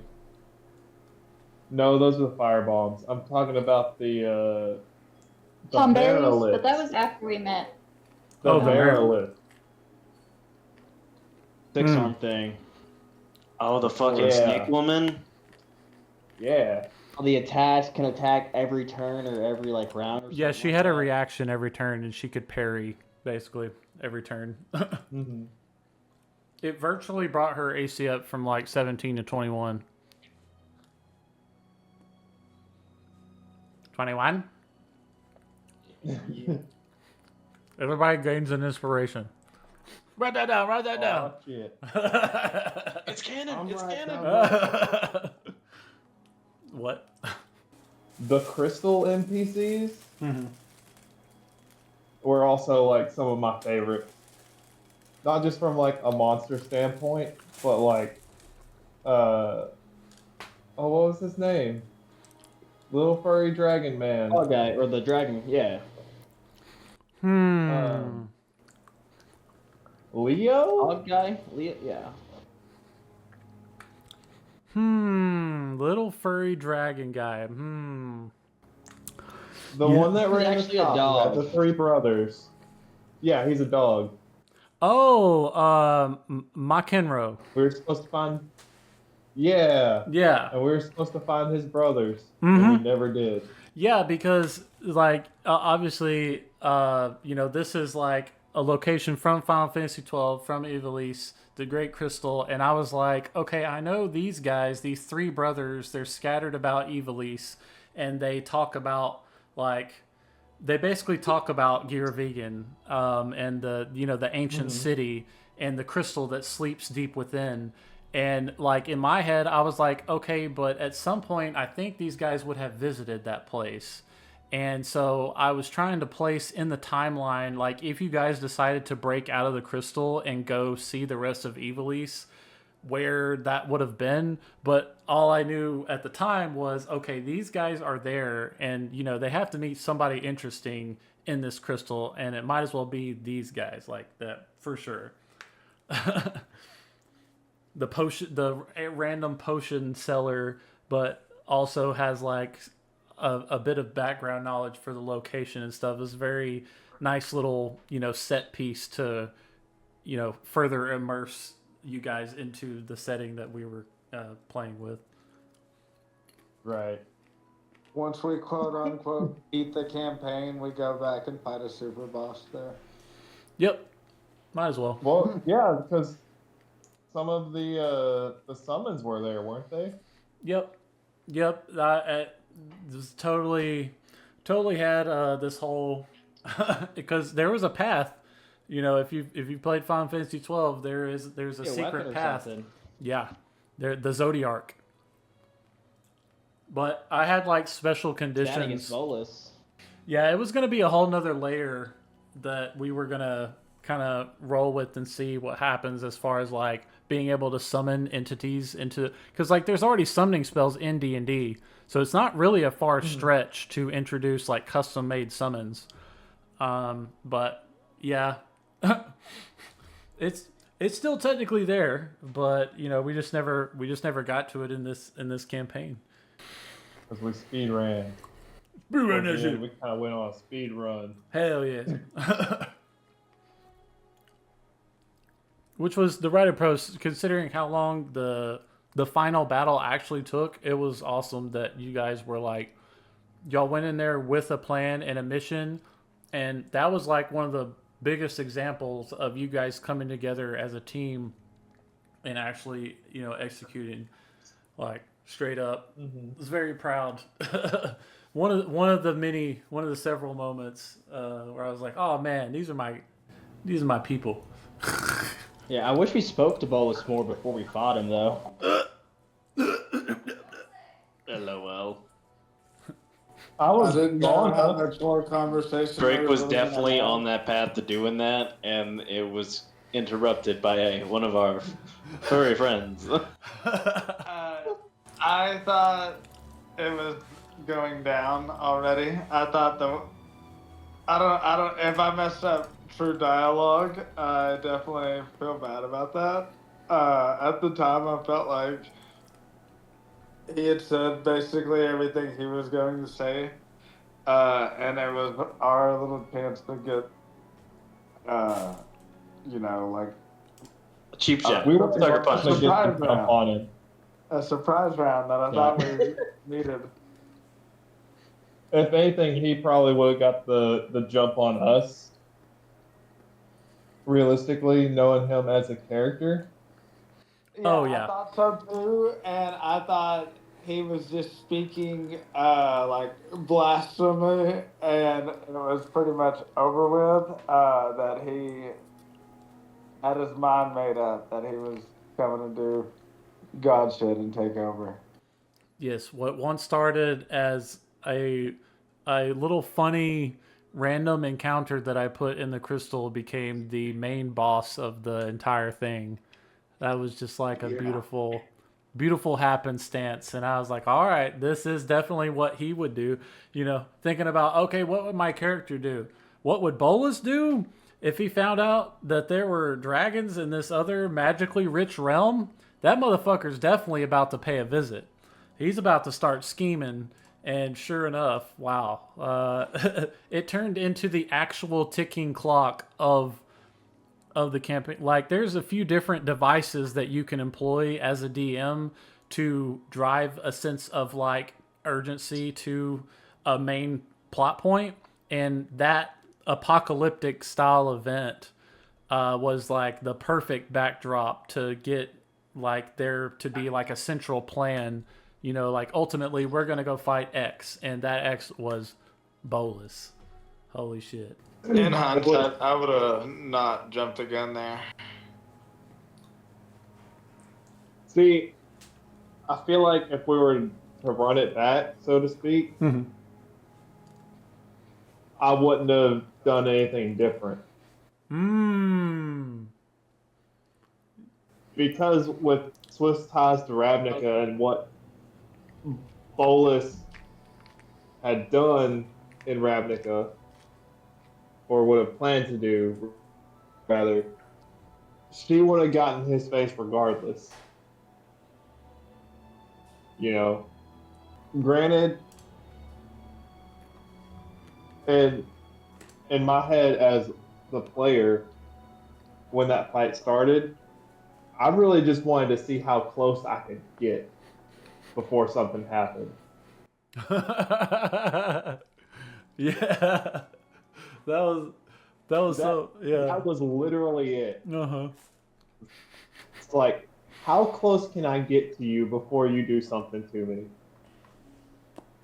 I want to test your range, so to speak. Mm-hmm. And at the same time, it also kind of tested his patience. So Oh, it yeah. was like,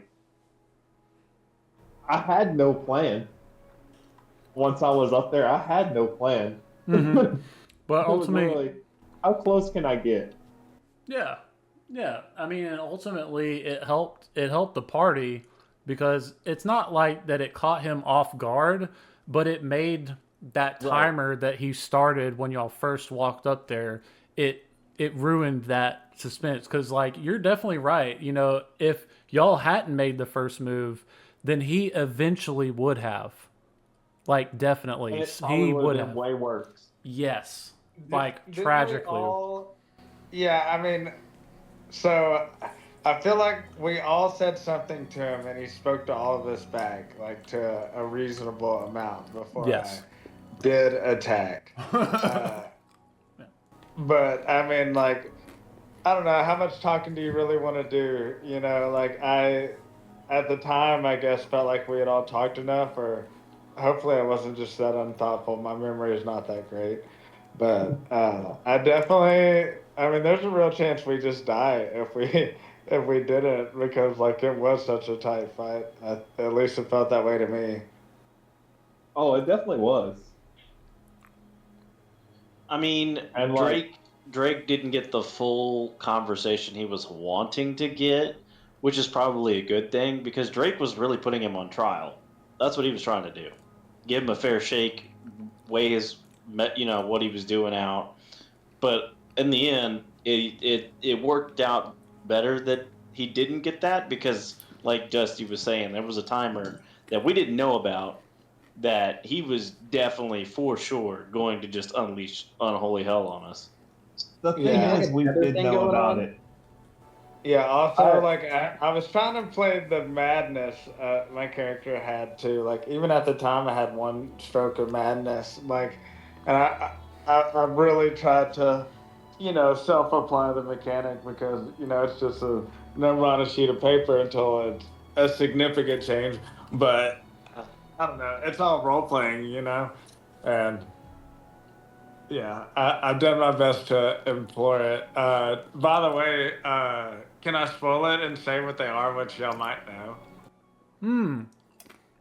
Yeah. Or Sure. I should wait. I should wait because we still got 2 more sessions and it can be significant.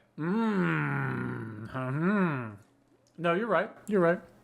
And honestly, we did know about the timer.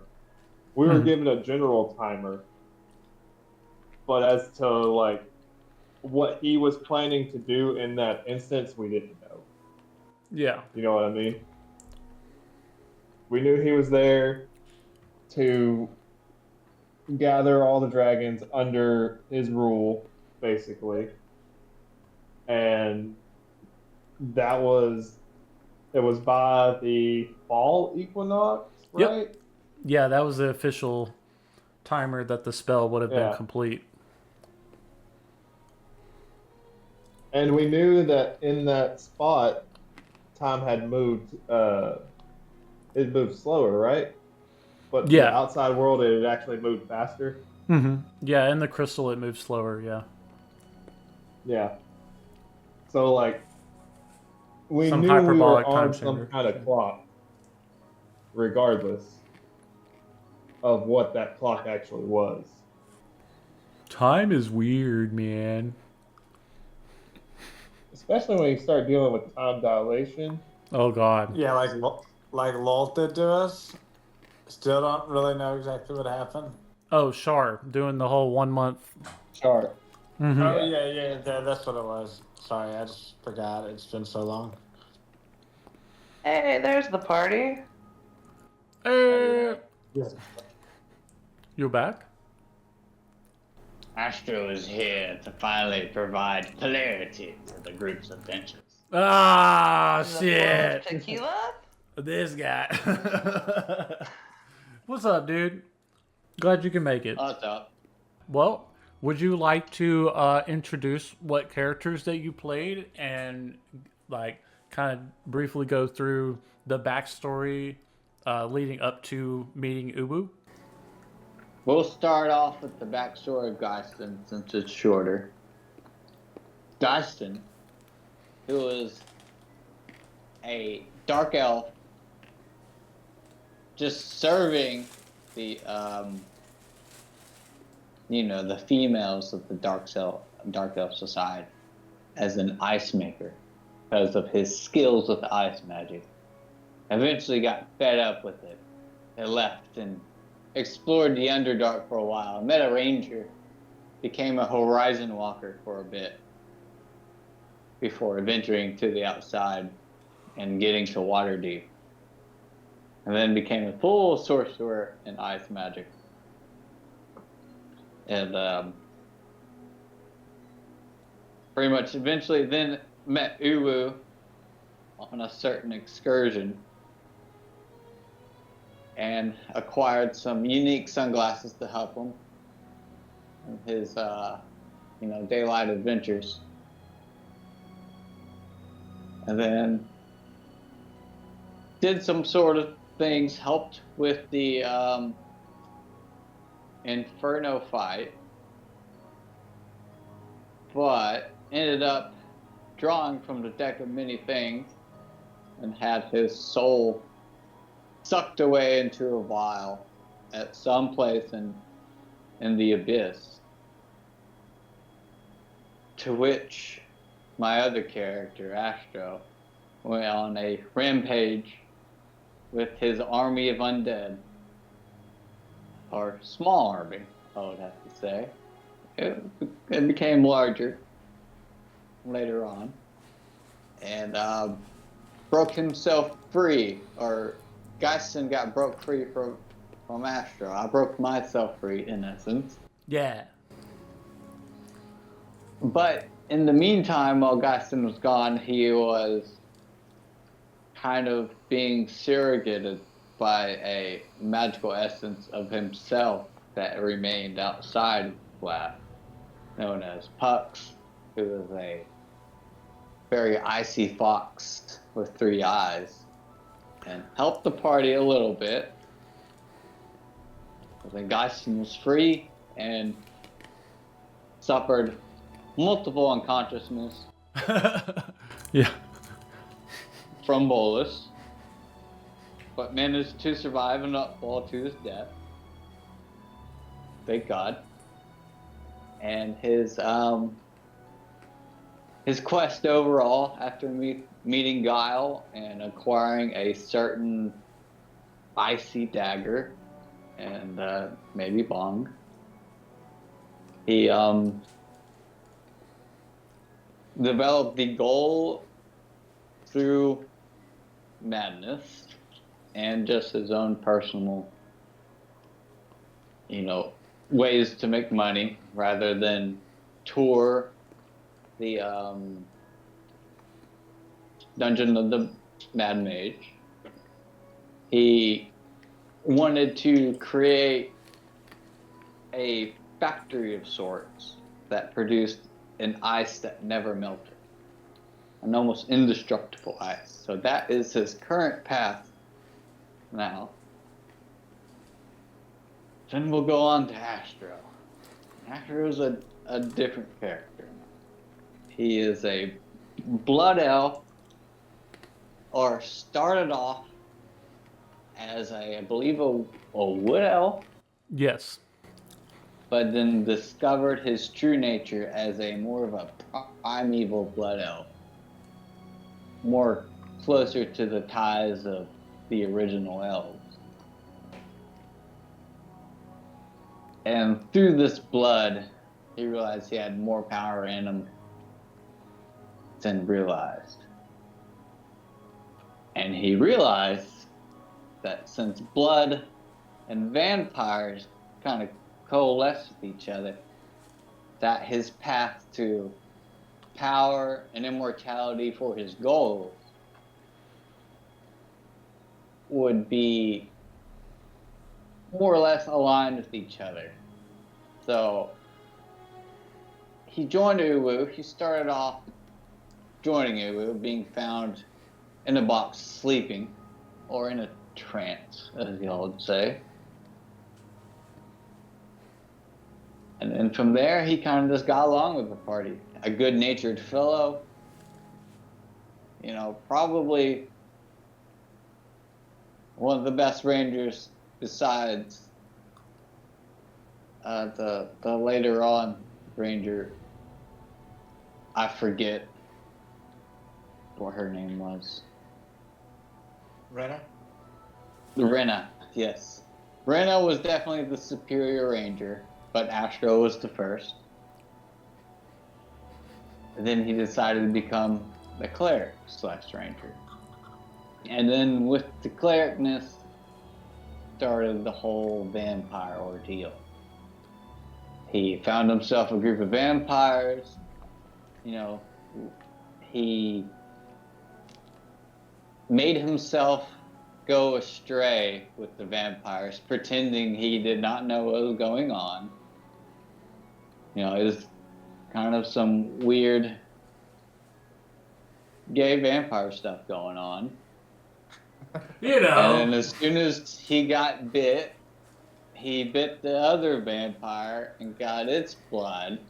You know, and starting the whole vampire cycle thing going on. And as soon as he got what was his, pulled out his sunblade, killed all the vampires involved, got out of there, went through the whole process of, you know, realizing he's now a vampire. And then kind of just slowly crept into evil. He wasn't exactly evil towards the party, but he wasn't exactly good. Like, if he saw him kind of low on health, he would heal him a little bit. But he was more or less concerned in getting that blood, providing power for himself. The more blood he got, the better. Then he developed a taste for only human blood. Or draconic, but human was kind of better. And right around that time, his pet winged snake, which it was an owl before, named Threepock. Rest in peace, Threepock. Rest in which peace. he is still alive. But Scaly Smalls, he may have died, may have turned into something else. No one's entirely sure. But he became Ember, a baby red dragon that Astro looked after. Probably the only thing Astro still holds dear to his heart. Oh man. And an Ember, Yeah. Ember and Astro kind of grew into each other, realized each other's own strengths and weaknesses, and kind of fed from that. And Astro definitely fed from it. Ember and Astro kind of fed from each other's dark desires. They were not good for each other. Ember had a lot of evil things going on with him. Astro, just as much evil. And so the chaos continued from there. Ember edging Astro along, and Astro edging Ember along. All for the Lots of namesake edging. of blood and gold.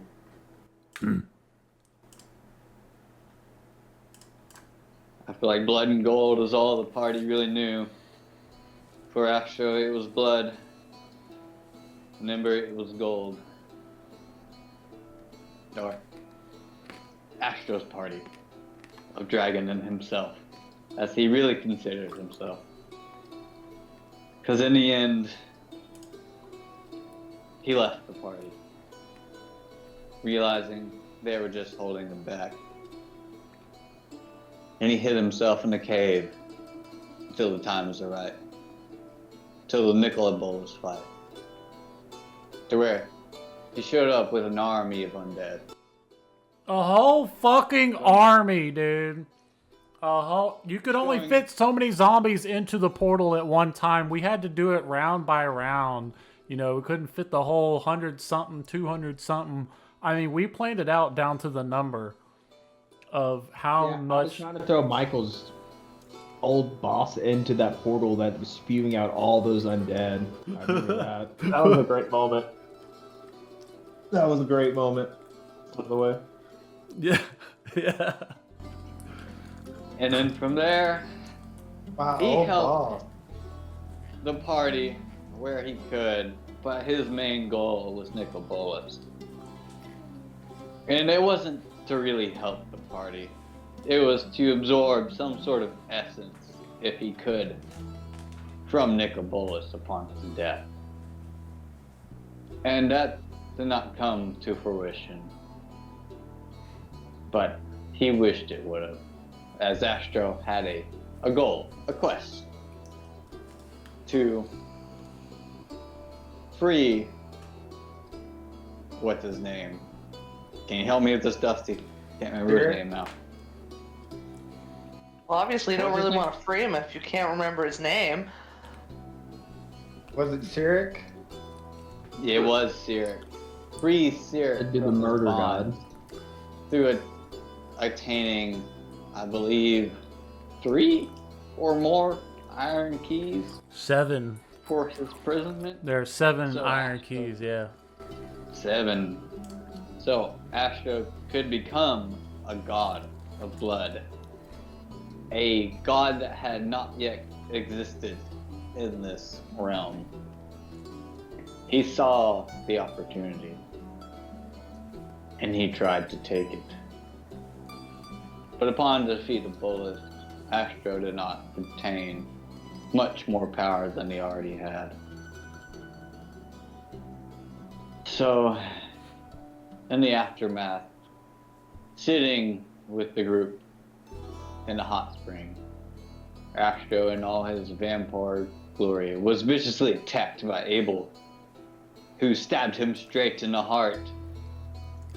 And Astro, thinking of the only way to save himself from the obliteration of this evil entity that was Abel, trapped himself in the flask for a trial on a later date to see if he was truly guilty of what Abel claims him to be. And thus, Astro in his iron flask shall remain innocent until proven guilty. Damn. Legendary. Motherfucking Astro. There Yes. was... What? Go May ahead. I just say, you have such a way with words. I love hearing you tell a story. I will say that I know, I'm Astro definitely- was my favorite character to experience epic life. Like every time definitely you were spent- doing something, I was interested. I definitely sped through his story a good bit, but it's been a bit since I've had to remember Astro. So Yeah, there's a lot that I remember, but this conversation I could go on for 20 more minutes. Yeah, but I will say that Astro to me was originally, when he was first in the party, he was like Jesus. He was not just charismatic as he is now and with his way of words and inspiring people, but he was selfless. He literally was like Jesus, the cult leader. But I miss his preaching. Yeah, that started to slow down and almost stop like a couple sessions. Oh, it did? It after. was the corruption of Cyric. Yep. Yeah, the more evil he became, the less concerned he felt with the preaching of dragonkind and their beneficial to the realm. He more or less came more concerned with becoming the next god of blood. Yeah, and then even now, Abel, like with her madness, is battling with like, damn, I did that. It felt necessary. He feels like the greatest threat to like the weave in general, the worshiping the god that betrayed Mistra. Like I feel like it would be my duty and responsibility because of like my worship of her and Corellian. I mean, from Astra's perspective, Mistress had too good for too long. There needs to be a switch up. Hey, yeah, you know. And I had to. Yeah, it was difficult, but it felt like the right thing to do. It was like I have to carry the burden of killing my friend and locking them away. Mistress should have done more to help you in the Bulls fight, okay? True. She really wasn't there, alright? No, you know what? Mistra is a large part of the reason I'm so powerful that she didn't have to show up in person. Oh, well, I mean... And the Silverfire. It's a gentle push from Mistra. Also, Corellian has you part of it. But her and... It was crazy. Yeah, exactly. She was opposed to the Bolus takeover, but both Guile and Mistra, the son of Mistra, both of them were just kind of like, okay, well, if dragons take over Faerûn, that'll mean that it's advancement for dragonkind, thus the advancement for spellcraft. So, I mean, we're not going to stop it from happening. Like, they weren't going to intervene, They were just straight up neutral about the whole thing. Because that's, Mistra's ultimate goal is just the advancement of magic. Almost by any means. Almost. And I proved that I'll do that. I'll play my part in that. Yeah. Alright, for one, Mistra was not advancing blood magic. True. Problem there. Astra had to take chances in himself. He knew that Cyric would turn the order, like a nice Donald Trump of the campaign. You learn blood magic. That's the problem. That's why you're dead. Damn. I'm not dead. I know. I'm not dead. You are proven guilty. True, but you went to the wrong people to learn blood magic. I could have helped you craft that. Laurel Silverhand, Elminster. There's a lot of people that that's not their specialty, but we know magic. Exactly. Cyric, he's pretty good at that shit. I could have went to Bane, but Bane's kind of a dickhead. Astra didn't like Bane. Someone else in the party did, and I couldn't really say anything about that. I'm just saying, there's a holier side of the weave that you could have used for blood magic. It's not necessarily evil, but if you pull from the shadow weave, then I don't know. Maybe. I was trying to get all I could from Guile, or Gaio. Praise be thy name. You lack patience. Gaio. You fell from your path. That was Astro's whole intent. Yeah. I wanted him to be good to evil from the start. I didn't want a good character throughout. If I wanted a good character, I'd made him a paladin. Oh yeah, like that one paladin that you ran for like the first 5 sessions, I think 5, 6. No, it was a single session. Oh, it was. I was thinking of what was it? Valorius. Right. That was a bard in Chris's campaign. Oh, okay. No. Who am I thinking of? Fuck, man, I can't remember. It was Solaris. Solaris. Brandon ran him the second time, and I wasn't there. Yeah, So while y'all I were gave running through Solar- Echo Cave, Wave Echo Cave. Yeah, Solaris died with me that session. As soon as that session ended, he died. With the Rod of Resurrection with them. Yep. Oh, man. Dying right outside Butterskull Ranch with that character. Where I think the name of it was. No, we don't talk about Butterskull Ranch, okay? that shit. Oh my god. First session ever, and the whole party got TPK'd except Dead the Living. Yup. Yeah, I thought jumping from like the balcony was gonna cause more damage instead. I missed my attack. Drops like 5 or 10 feet just to hit a guy and miss.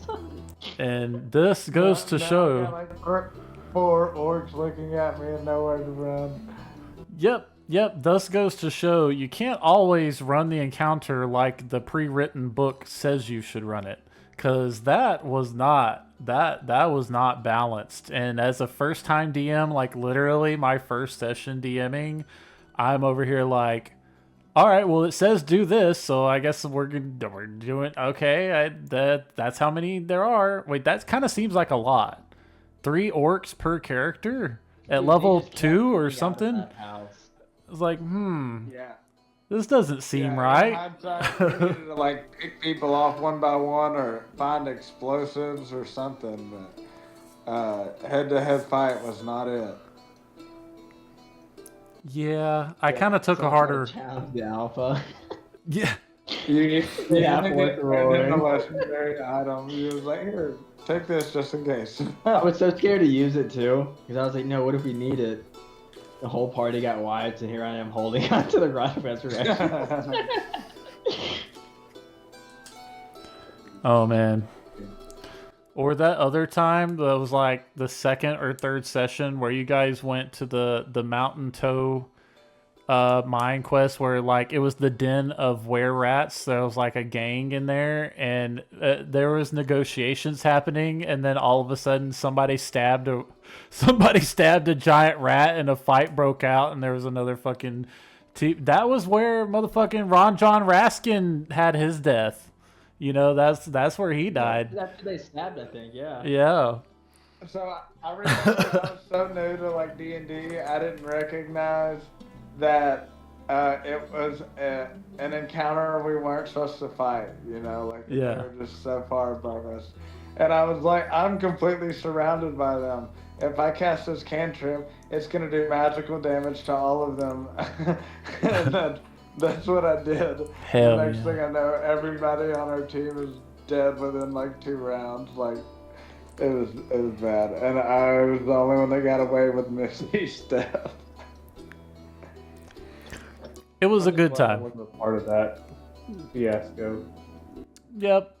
That was a good time, but ultimately a learning experience for everybody, especially including me, who, you know, from then on definitely took a closer look at the numbers that were there and was like, maybe I should tweak this. Maybe I should probably just do a little bit. And then thus learning the entire 5th edition system, I began to realize the whole thing is like, these rules really are just guidelines, and the pre-written stuff is not safe to just, like, you always have to look at it and be like, okay, but is this appropriate for the table that I'm running? You know, like, oh man. But I mean, overall, 5th edition was like, I feel like a pretty good introduction to D&D as opposed to some of the other editions that I've only heard about and researched on. I've seen a lot of the crunch that's there, and that's a recurring theme that kind of comes up, which, I mean, ultimately we did make a few homebrew things ourselves and kind of added on our own layers to the game. But ultimately, 5th edition, in its way to like boil a lot of things down to just roll a d20 and see what happens, I really did appreciate that simplicity. And had I really embraced that sooner, there would have been a lot less, hold on, let's pause the game for like a minute while I look up this rule. Like that was something that I didn't really get very early on. It took me a while to let that sink in that, okay, we don't necessarily have to look everything up, but it's still good to have some kind of guidelines to set expectations for. Like that's really what they are, in my opinion, that they're there for, is to like give the players a certain expectation, but ultimately it comes down to, okay, how do we want to treat this at our own table? And I don't know if Wizards was expecting that, and that's why they left it as loose as it is compared to older editions, where there were actually things like dungeon crawling rules. Like there was like a turn-based thing that they had back in the day, apparently. I mean, there's all kinds of neat stuff that, I mean, I incorporate little bits and pieces of older editions into our game, but ultimately, like 5th edition was still a very good medium for us to like tell the story that we did. And that brings me to one of the very last things that I wanted to talk about, which we still got just a couple more questions after this. But I'd like everybody to have a moment to share some of some of your favorite moments from the campaign. And even if it's just like a half of a sentence and that's it, like I just kind of wanted to hear what really like spoke to them, and that they'll, it doesn't have to be serious. It can be something more lighthearted, but I just want to hear, and for everybody else listening out there too, some maybe a little further context for what we've been chatting about. We touched on mine earlier, and I had to think about it for a minute because there have been so many poignant moments in this campaign. It's not. But my favorite one. Yes, it is. It is absolutely the cheese thing. Oh my god. The coordination. Scout stole the captain's laser pistol and replaced it with a hunk of cheese. And it went on for like 40 minutes before he noticed. Oh, that was so good. The laugh. I don't think I've laughed that hard in my entire life. That was when you talked about it earlier. I was like, I know where this bitch is going. Absolutely. Yep. I remember very vividly. She texts me, DM on Discord, like, "Hey, would I not be able to like try to swap this out?" And I was like, "Actually, his passive perception is low enough. I think this is gonna work without really any hard roll here." And yeah, sure enough. I mean, there was a roll associated, but rogues be rogues. And her stealth stat. A reliable talent. Yeah, I mean, you could just think of how and ultimately, as you saw it play out, like it provided this. Man, the timing of it, like in the situation that it happened, where Captain was definitely expecting. Which this, by the way, this is a character that is in the campaign module in the Dungeon of the Mad Mage as an NPC, but because the characters that Steven was playing weren't physically around, we were like, okay, but what character could he play? And the captain was nearby, and I was like, okay, let's try giving an entire NPC and turning it into a PC. And like just setting him up with everything that's in the book as a backstory, and then say, go nuts. Here's a couple of extra magic items because the party's level fucking 18 or 19 at the time. So here you go. And yeah.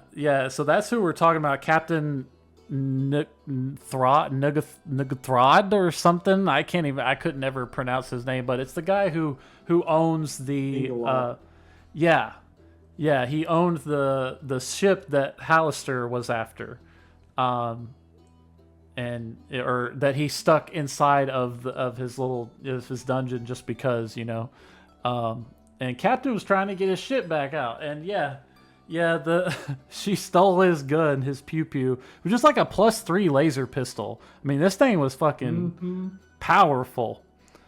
And yeah, I can't remember which battle it came up in, but it was like he was expecting the thing to come in clutch, and the fucking pause that we all had realizing.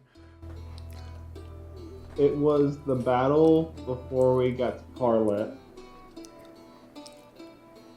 Like, we were about to fight Carlet in that dungeon. Oh, Minions. yeah. Her vampire minions, yeah. It was that fight. My queen. And literally, we had rolled initiative, and I went to grab my gun, and it was a hunk of cheese. It was a fucking... Yeah, in Van Rockdoom. Yeah. That's so I think funny, that's dude. the point. Astro never forgive the party is when y'all killed his wife. My vampiric wife. Was it ever canon that it was Astro's wife? No, but Astro wished it was. It was his waifu. Yes. Everybody has one, you know, and Dude, Spectrum was trying to hook you up. He didn't care. He was one of the boys, bro. He had your back. Spectrum was useless. Oh no. Spectrum died as soon as he found a problem. As soon as the party said, "You ain't worth it," Spectrum was dead. I don't know. Before Kyle shares his, are you about to talk about that moment, or is yours gonna be something else? Because it's that moment. Okay, For sure. no. It's Okay, a good moment. you give people the context of the death of Spectrum. Granted, we had just installed some new firmware into Drake's brain, a la some Guile bullshit, and he had some Final Fantasy spells.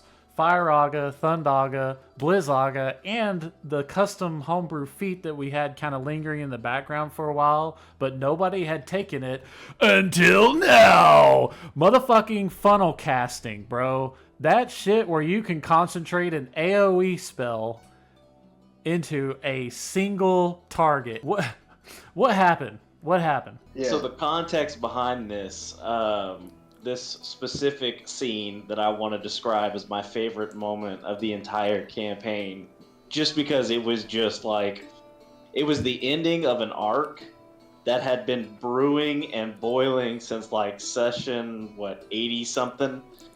I don't even know the number, but I agree. It's been literally simmering in the background, and like we didn't know if we were gonna get any fucking closure on it at all. And like it was just one of those question marks that we had stapled to the wall and said it might get answered, it might not. But Drake in the beginning had this, he was affected by the Draco Rage, and he kind of held it in to the point where the party, he was very testy with the party, and that was part of the initial rub that I was leaning into, was to like kind of get the party up moving in a, let's deal with this, is that like this rage is happening. It's slowly building. Like Drake is affected by it. He doesn't know why, but he's affected by it.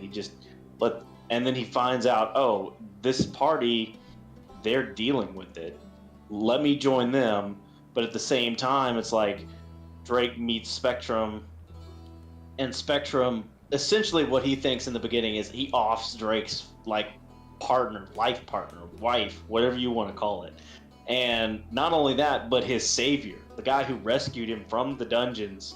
Books! And saved him. Yeah, Books. Like this whole time, this Drake is literally like, he's having to like fight, but he's at the chomping at the bits to get at Spectrum. But the whole time, the party's like, nah, he has his moments, he's an alright guy, and Drake's like, no, let me at him, and then through Drake's character development, I think it was the mountaintop when we finally got up there that Mike was like, okay, Spectrum's getting he's getting the axe. I don't want to play him anymore. It was something we had switched, but it was like the moment that the switch happened, he had basically Spectrum just like fell off the mountainside into just clouds, gone, and it was like an unanswered question of where he had gone. And so Drake is just sitting on this for like 80 something sessions, just waiting to get resolution on it. He's had a lot of character development. He's learned forgiveness. He's taken on a deity, become an exarch. He's learning that it's not always just, the sword. Sometimes you need the carrot, and sometimes you have to see from both sides of the fence. And, because he off to shopkeeper. He put down Goblin Slayer. He's got tallies in his books already, so he's not impartial. Well, I mean, he is impartial as much as he can, but like with Spectrum, he wasn't. He was completely biased. But in this one particular instance in Venrock Doom, he is literally offering a hand to Spectrum as a sign of just, hey, I forgive you. Change your ways. Come back to us. Let's do good again.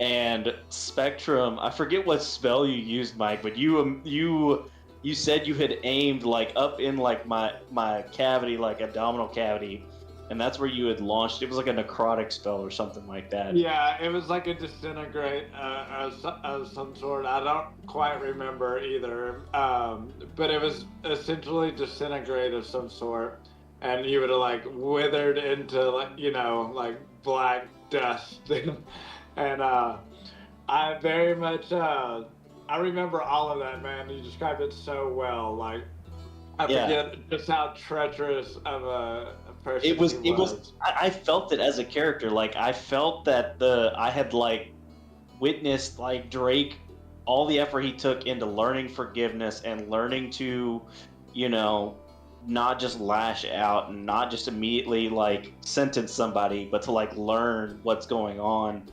And when you hit me with that spell, I remember it like, oh, it was just perfect, because I was just like, this is the moment. This is my one moment for this campaign. And the way I narrated it was that the spell hit me, but like from the weight of how you hit me, I went down to a knee. And mind you, I'm hurt, but now my turn comes up in initiative. We're in combat. My turn comes up. And this is where Dusty was saying, like, I took a couple feats that usually aren't combined, spell sniper and funnel casting, and I basically used a 9th level flare spell. And coming from the kneeling position where I'm holding my abdomen where you'd hit me, I come up and I launch that right into the center of your chest. And just completely just annihilate you in one turn. Yeah. It was just so much damage in such a small area. It just like, Yeah. If I could have blown a hole through the roof, that's where it would have gone. Yeah, absolutely. The most memorable part of the campaign for me, from Spectrum's perspective, for sure. Spectrum was definitely a very methodical but like kind of chaotic character, and like a normal like quote unquote evil character that would have done some of the things he'd done maybe like would have changed, but I feel like Spectrum is basically broken beyond repair. Like he's very inspired by the character John Irenicus, who doesn't. They call him the Shattered One. He doesn't have a soul. He is incapable of feeling emotion in any way, shape, or form. So like everything he showed the party the entire time was fake. It was all just calculated, blank expressions, monotone. Seemingly like only really passionate about like his own ambitions at all, and connections to y'all. Literally, at no point to him really ever meant anything, and like he was.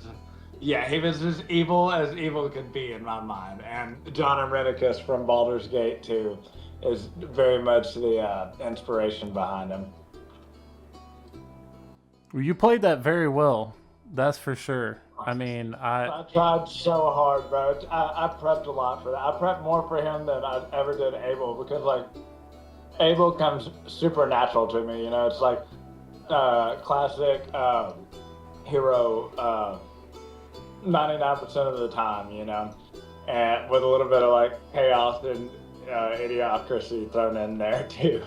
But Spectrum was like, okay, I want to do this justice and like me to feel like how I felt every time John Irenicus was on the screen in Baldur's Gate. That's what I want them to feel and experience. You know, like this a little bit of anxiousness at any time someone's vulnerable around me, you know, and. But it was lovely to see it fell in like his biggest moment and get absolutely smited like in the most epic of ways, you know, like goodness completely outdoes evil in this like epic scene right here. Yep. I'm not gonna lie, yeah. I have so many. I have so many good, like, fucking scenes. It's hard to pick one. Yeah. I have one. Like, Yeah. I guess if you'll let Astro go first, we can get this Go out right of the ahead. way. It was when we encountered Inferno for the first time. Ooh. Astro was a just new cleric, and Inferno wanted to have this little arena battle between the parties, see if they were worthy, I guess, of his power or his word. And Astro, Oh. newly cleric,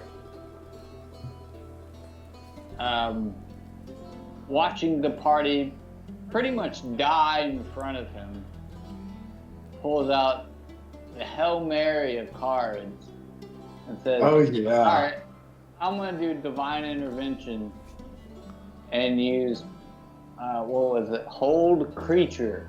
Yeah, hold monster. The most powerful, Hold Monster, the most powerful dragon in Faerûn. Yep. And it initially failed, and then I'm like, alright, Divine Intervention, let's do this. And as a level 11, you have to roll 11 or below, or it does not work. After I rolled, I think, it might have been like an 11. Yeah, it was pretty close. Number. And, I brought down a fucking Titan from the sky. It ended that whole fight in our favor. Saying, by the power of Io, I could control you. So, literally through the word of Io, I made the most powerful dragon in Faerûn believe that Astro was the one. Even though he was not. He was not the one. He could have been. He was not. Yeah. What a tragedy. From in that that point moment, on, it would cry out that. yeah, it pretty much certified to me that cleric was the best class. That's awesome. We'll go to Steve. Okay, so I got two of them. Yeah. I narrowed it down to two. One, possibly my second favorite, was when y'all were on the Spelljammer ship, and Drake had gone below deck, looking around. Astro is up top. He throws the what was it? It was basically like a potion that created a bunch of spider webs and Oh yeah, blocked trying to off the stop lower deck. Scout. This is Yeah. pretty much when Astro turns on the party. Mm-hmm. Yep. That Yeah. was the scene. And the dramatic, like, when Drake finally enters the captain's quarters, and the captain is sitting there on the helm of the Spelljammer ship. That Yes. was so fucking beautiful, Dude. because I had held that back for so long. Yeah. Because it was what, 3 or 4 sessions? Yeah, it was about 3 or 4 sessions before we Yeah. finally got back to the ship. And just letting like the evilness kind of take over me for a second. And that bit of dialogue where he's like, "Are you looking for something?" And then that pure tension between me and Drake was just gold. Oh yeah, it was definitely like a fucking hot like showdown at high noon kind of bullshit. I'm just waiting to see who drew first. Confronting evil. Yep. And And the second one was probably our interaction with Rolithim. I was Ah. Spiv at the time. Mm-hmm. We were all supposed to give up something of great value. Oh shit! Yeah, you gave up the chicken. I gave up chicken. Oh, Gave Imarith, up yeah. chicken. My chocobo. I might have to get a tattoo of a little kobold holding a chocobo plushie, and no one will know except for y'all what that means. Holy shit. No thoughts, head empty. I have one favorite The moment chicken. as well. And it was in the fight with Bolus when I transformed into the chosen avatar thing of Corellian that I just, achieved. And used the wish spell like a few rounds later that came with it. And it was to absorb his planeswalker sparks or basically to absorb his power. And you had to step away from the table for like 30 seconds, and which was something you've never done before. Never. And within that time, like due to the vagueness of the spell and the way I asked it, and the answer you came back with of like, okay, you absorb the, and I rolled a 66 on the spell, Mm-hmm. and with that, you came back and said I absorbed, I think the blue and the red, or maybe it was Yep. the blue and the white. Yeah, it was the blue and the red, and he kept his black mana mastery, but you stole the blue and the red parts. Yeah. So Yeah. you basically ripped part of that Planeswalker spark from him and kind of like split one into two. Like you created something from nothing with the wish spell. Man, yeah. It was super cool. That was the high of the campaign, at least thus far. For me with my player, like the most epic of moments. Oh yeah, Zora and Scout haven't answered yet. Scout did. She touched on one of mine. Mm-hmm. She's good. That's right. She's good. It's so hard to choose. Although, I will say, Dwayne saving us from the Tarrasque was pretty badass too. Yeah. Oh, Yeah. I forgot about Dwayne's sacrifice. That was probably. I That think wasn't But a I know sacrifice. things. A close The second wind's for still me was reviving Gaston into a full-blooded dragon. Oh yeah. The second time we revived him. Yeah, I revived him into a full-blooded dragon. Yeah, I figured Geisen is he's a dragonborn, I think what he is. Dragon reborn. But oh man, Dwayne, I forget about Dwayne. He was my behind Astro. He was my favorite character. I can And see his why. sacrifice. I was so like I had like just the fucking jitters of like, all right, I have a bag of holding and a portable hold. I have an idea of what these things do. And I feel like me and this giraffe, we could just end each other right now. Next time, turn the bag of holding inside out to dump everything first. Oh no, that wasn't Dwayne's idea. He wanted all of what was his name? Dro. Dro. Okay, it was Dro. He wanted all of Dro's holdings in the astral sea himself, so he could have his pick. Yeah, but the things that are in the bag get destroyed. Ah, well, no, we were gonna figure that one out Unless in it's the like end, a but god level magic item, I think. Then it gets just that didn't matter to Dwayne.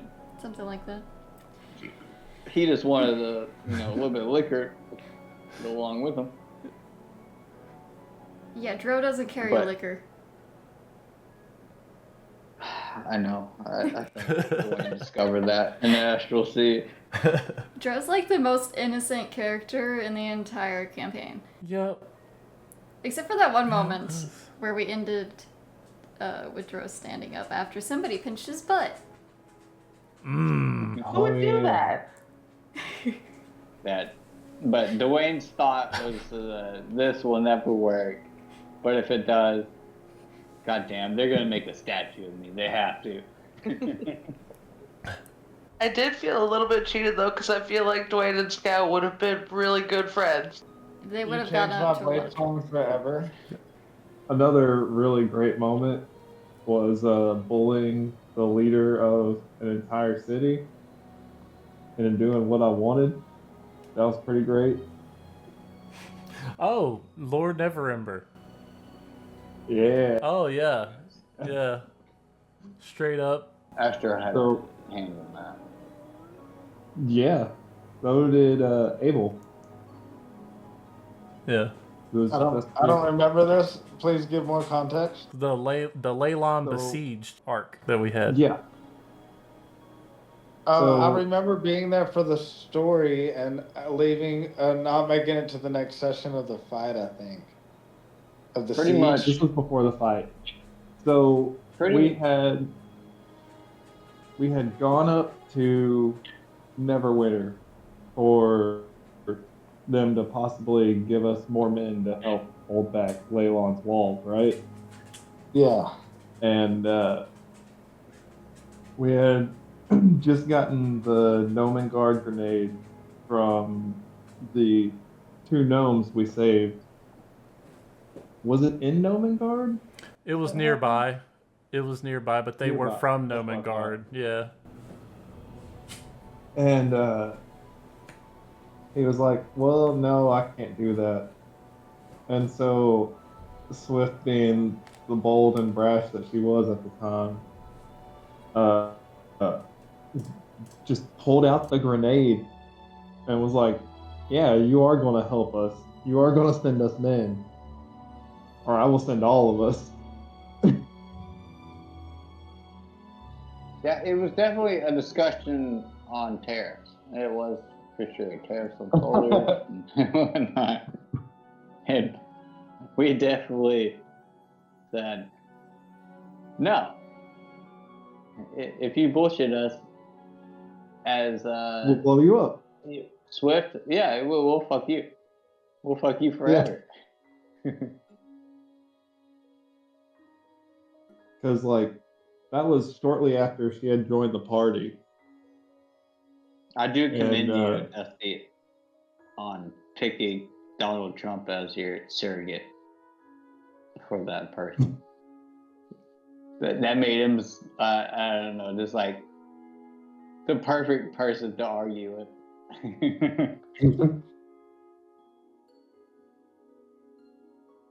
You want to make a deal? Oh, we'll make a deal. Of course, deals are meant to be made and then possibly broken later. In the war.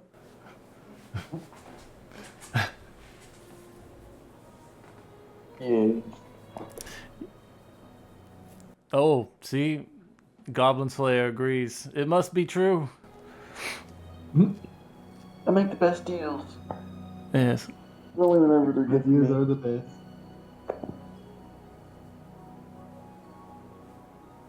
Just saying, if you're gonna make a deal, it's gotta be only good for one person. Nah.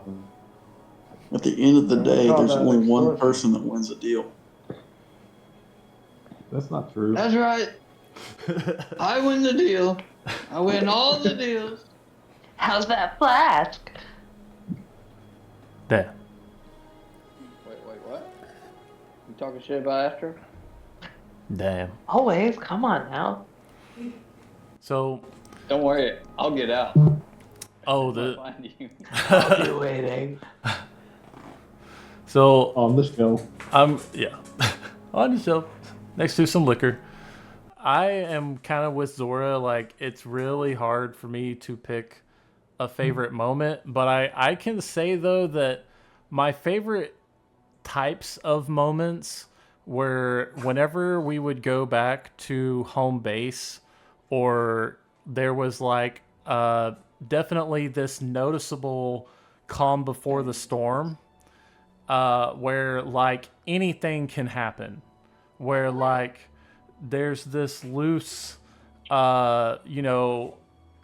anybody can do anything situation, like where as a DM I'm over here like okay, I gotta be prepared for pretty much anything right now, because they might like these are level 13 plus characters, who can just teleport around the world in the blink of an eye. So I gotta be ready for whatever happens. And those types of sessions I had to actually prep really hard for, even though they were mostly sessions where we kind of farted around and just did some role play and stuff. But like that dynamic of okay, let me make sure all my ducks are in a row, and I can't possibly prepare for everything, so I have to cut myself off of prep at some point. Like, you can you can only put so many hours into prepping a session where you got to really ask yourself, okay, where do I draw the line, right? And leave the rest up to what naturally develops, what the like a bad word for it would be improv, because it's a lot more than that, right? Like, but those were my favorite moments and sessions where we just kind of like were ourselves, or were the characters, and let them breathe and talk and express themselves. And there wasn't like necessarily a mission right then and there. We could actually go and pay. And I'm not talking about like, oh, let's go bother the shopkeep or anything. It's more like these characters are interacting, and the dynamics between each other are actually showing themselves more often than they normally get to in like a mission scenario or a combat scenario, right? But Kind of like when Swift and Drake were up on watch, and he got basically possessed by the spirit of Lindice. Lindice. Yeah. yeah, Really good. That was a really good RP character player bonding moment. It was like, Yeah. it was crazy. I got goosebumps. That's kind of, those down times are bad for Astro. He did what he did. He makes people disappear. Hey, he was just a noble, and he deserved it. 'Cause, Hey, yeah, he was just a noble, and he deserved it. 'cause, Hey, he was just a noble, and he deserved it. 'cause Damn. And He's yeah, a poor thrall Dunbar. in the dungeon. Poor Dunbar. I mean, the noble he's a thrall in the dungeon. That means he can't live a better life. Mm-hmm. And Yeah, he's you just scared dumped to him in venture. Dunbar's lap. So I also really loved Dunbar coming out when the base got raided. He's Oh, got an axe and his little heart boxers on. It's like, that what the fuck is going on? that is such a vivid memory. Yeah. You're lucky that he at least had He had boxers his on. dick swinging. Is what I believe. He killed a guy with He his did, dick. yeah. Yeah, he had that hammer going. I wish you guys would have been there. I know. You know, Nikki and Zora, y'all weren't around it, or Kyle wasn't either. Damn, y'all missed out on the. Oh man, done That was a because wild question. yeah, dude. I just the orc invasion of Trezendar Manor was like it was like session 17 or 18. Like in between arcs, it was just supposed to be this. Okay, now you defend your turf situation. You know, like and oh my god, the chaos that ensued. It was actually I think the first session where it was that one, like the first time where a combat took almost an entire session, basically. I really enjoyed that Talos like little subplot we have, and like going in that forest, defeating all those zealots and everything, summoning that boar, going to that lighthouse after 2, killing that boss, going to the top, and then something spawning, and then Molly just throwing him off the fucking lighthouse tower. Like that whole lead up in that forest was just so fun, and the atmosphere. Yes. Yeah. Also, I enjoyed your other character too, Brandon, the one that's locked up right now, and Zaid. Zaid. Yeah. Yeah. The one I like suggested that. we save. Dude, that was gonna be the like Mr. Anti-Mage crit assassin. Mm-hmm. And I think he's Just gonna no be Astro. making an appearance here in the next session or 2. Let's hope so. Mm-hmm. Astro vouches for you. Well, then You're I a good got man. for Astro. So did Abel. Just saying. The one that I Astro tried to doesn't like disintegrate you. last friendly battle. Yeah. So how's this court case looking? Who wants to be my lawyer?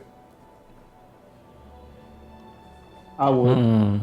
I think Drake's gonna be the prosecutor. I'm just guessing here. Actually, yeah, that was already pre-decided. That doesn't want nothing bad to happen to you, but if something bad did happen to Astro, it would like allow Zap to almost like become possibly Guile's second after that.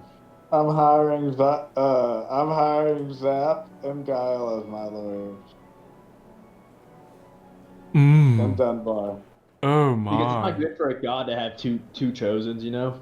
I want Guile and Dunbar for sure. Damn. Dun dun. Now, Next The time Guild's on Court. Law and Order, Faerûn. Well, Victims unit.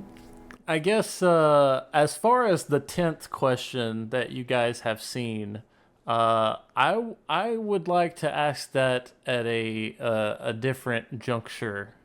Maybe when some more things have been revealed about what's gonna take place down there. But maybe we could end it with asking each other a question, maybe like character to character or player to player, and we'll also kind of like blend this into the other question, which would be if you could ask Guile or me, the DM, one question about the campaign and get a truthful answer, what would it be? How many pages of notes do you have for this campaign? Kyle has seen them. Yeah, that's why he's laughing. Too many. The PDF files and all that, all the slides, all that. What's crazy is that it's in notebook form for a lot of it, and then some of it is electronic. It's wild. Yep, some of it's Most of it's handwritten though. Most of it is handwritten. Yeah, Yep. it's wild. So I used two different spirals because like the original one that I was using, I had ripped so many pages out of it from this and that. Like I was using that. It was like a 5-subject spiral that I was using for like college and stuff as well. But in that one spiral alone, there's at least, I want to say 40 pages front and back of the first, starting from like session 17 and going all the way to like session, I think the last one that's in that book is like 92, of just like, so like the thing I'm most proud of in that book is the skill challenge of climbing the star mounts. That was like a handcrafted skill challenge that had all kinds of cool little like things that you could find along the way. Like we did a handful of skill challenges, which in 5e is not really a thing. That's like an older edition mechanic that once I heard about it, I was like, oh my God, why haven't we been doing this? And so like we had maybe at least half a dozen of those, but that is in that book. There's a couple of others. There's like some encounter tables and like fucking web charts, like plot charts to kind of keep myself in check, because ADD and trying to craft a plot is like this. The things contradict each other, and I'm the kind of person who, yeah, sure, I'm a plotter, but I also like just flying off the seat of my pants and letting like whatever happens happen, because like I mean, if we're gonna run a long-term campaign, you got to have a mix of both. From that book and this other notebook that I've got, there's like a Google Doc that is, I mean, at least I want to say like another 40-something pages long. And then there's, a couple of notes in my phone, because sometimes I'd be out and about in the wild and be like, oh shit, actually, I just thought of a really good idea. Let me write that down. And I would just open up Notepad in my phone, and there's like, dude, there's like probably 5 or 6 entire session outlines in my phone that I DM'd from my phone during those sessions. I was like, all right. There were notes on my phone. Say something and be like, oh, I should write that down. Then I already had my phone open, so. Mm-hmm. And this is gonna sound really crazy. Who was your favorite party member? Yeah, Dad, who's your favorite? Present or future? And, I'm forcing you to choose. I meant to That say feels like an Drana. evil question. You don't have to pick me, dear. I meant to say Drana.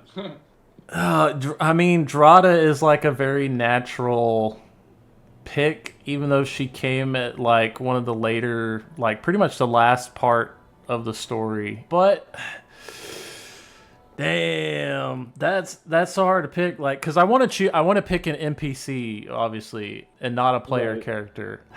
Oh, it's all right. You can go ahead and pick me. Drada, yeah, obviously Astro. Astro is. Who you find the most interesting. Okay. I will say this. Okay, so out of all of the individual like plots and character arcs that were, kind of playing themselves out, like I had some things in the background that I was like, okay, these can be encounters for like this specific character, have spotlight moments, and I got a feel for all of that stuff by learning about your characters. Well, Astro in particular, I didn't have that approach with Astro in particular. It was definitely okay, this is happening now. Holy shit, that could actually lead to this other thing.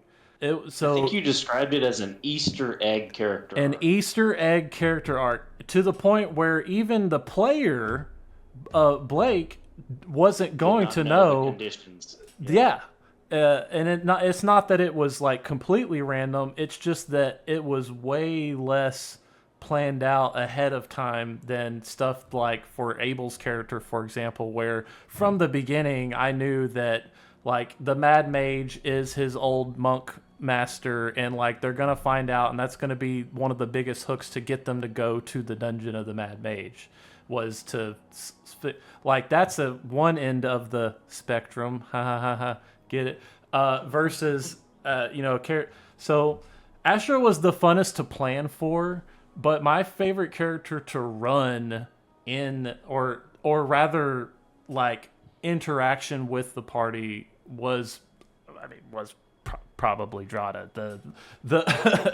I have to default back to Drada, considering like the level of depth that I was able to pre-bake into the dough.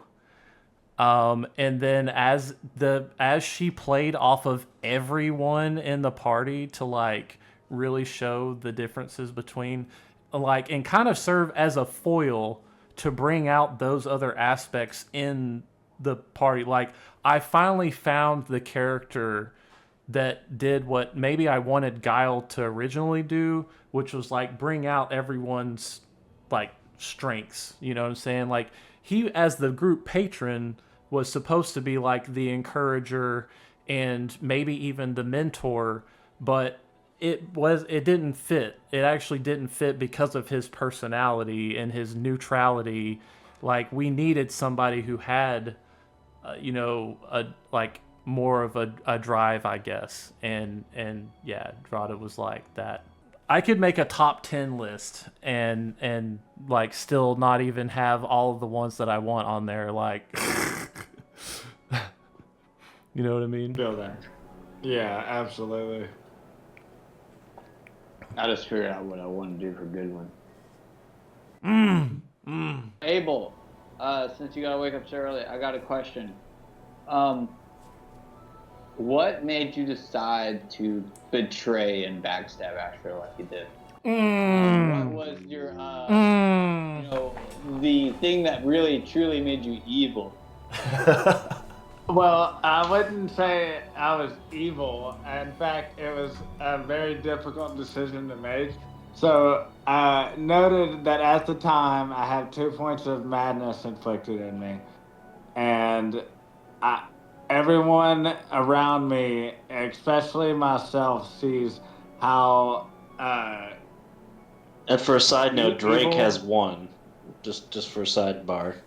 Yeah, but we've been seeing you do these evil, heinous actions repeatedly. Heinous? And, Name one. I mean, you literally feed on people every time we go back home. But, they deserved it.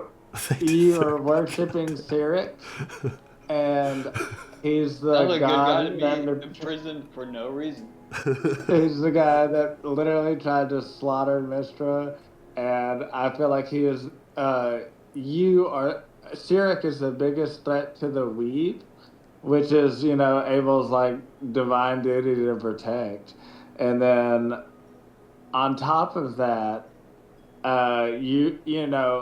you're his number one tool, as far as I know at least, and definitely. You're gonna get rid of your tool.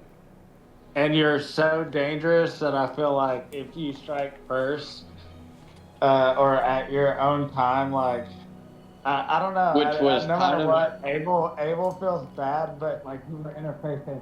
What are you gonna do about it? I won't stop. What are you gonna do? Something, Abel. And I mean, in the moment of paranoia from her madness, you. In this high anxiety moment, she's a Feywild creature, bro. She's like, she is prone to chaos, and she was pushed, and it made sense, and it felt like it was in her mind, she would rather take on the burden of like, oh my God, I did this. I have to live with this. The fact that I made this decision, and it may not even be permanent. I don't know. But yeah, it was a hard choice for her, for sure. That was Astro's original intent was to pretty much take y'all down during the a bolus fight? That's what the army originally was for. Oh yeah, it went from a two-sided to a three-sided fight. I was like, you are having so much difficulty killing them, and I guess I'll help y'all. But yeah, it was originally just to like either distract y'all while I kill bullets or kill y'all. But, you know, it's something along the lines of y'all dying and me getting power. Yeah, that's something Yes. really boils down to. Oh yeah, schemes within schemes. Let me tell you, working behind the scenes with everybody. I mean, every player in this campaign I worked with behind the scenes at some point or another to bring like I mean, essentially it's something that happened in this campaign that we'll probably never see in any other campaign. Like, and it was done intentionally that way, like sometimes over the top to that extent, where not in necessarily bad taste, but just highlighting the absurdity of what what we did. Like, yeah, we definitely had those, I guess you could call them fantasy trope moments, right? We were, after all, in a medieval setting of in the Forgotten Realms, right? But I feel like that with the characters and everything else that we brought to the table, we made it our own. And yeah, I feel like it was like Bolus's corruptible nature. He kind of brought the evil out of everyone. Yeah. Yeah. Everyone kind of ended up selfish in the end, but that was probably just Astro. Well, yeah, I mean, Abel always was like pushing towards like becoming as strong as possible, but not in quote unquote like evil, ambitious ways. Like she would not sacrifice like, you know, good, innocent people for her. Like she wouldn't step on people to get to where she wants to go. But yeah, so she still feels good in her mind. The only thing she feels bad about is the fact that she had to kill, quote unquote, kill Astro. Other than that, like even like wanting to mess with the spirit of like annihilation, she doesn't really see that as evil as much as she does like chaos and raw force and like, you know, slightly dangerous, you know, things to be messing with that she feels like she'll have a better grasp and not push the limits on as hard as other people before her, maybe. I should let Astro die. Should let him just like fucking out of dust. Damn. Astro can never die. I feel bad about it. The last word is like, Abel, what? I'm not gonna lie, like I had talked. What this is going back to what Dusty was saying about working behind the scenes. I'd talk to him like quite frequently about if we got sidetracked on the side quests like way too often, and we didn't actually like do the main quest that we had set out to do to stop Bolus. Like Drake was gonna turn on the party eventually and just kill everybody, take as many out as he could. Pretty much. Even Zap? You couldn't talk to Astro about that? We were down. We could have done it together. That's why, like, Drake was always like, you know, hey, let's go, let's do the thing. That Draco rage, man. You know. Yeah. That's the thing. I got to betray the party through. Put deeper on that bottle. Yeah. None of my characters have actually betrayed the party, but I have. And that's something I feel really good about. Yeah. As well you should. Alright, So, yeah, like- well, I'm about to get off and go to bed. I enjoyed it. Alright, man. Have a good night. Yeah, bro. Thanks for coming out, man. Just get ready to lose that court case. No, God, or my lawyer. Nah. The whole setting later. The whole me, Dusty, and Astro all scheming with the DM while y'all are also scheming against Astro. That's something beautiful. schemes within schemes. Exactly. It's pretty wild. Yes, the game above the game. Because Dusty, while we were in Van Ragdu, hit me up, was like, hey, you don't have a character, how about this? I was like, okay. And that's where the doctor came from, was because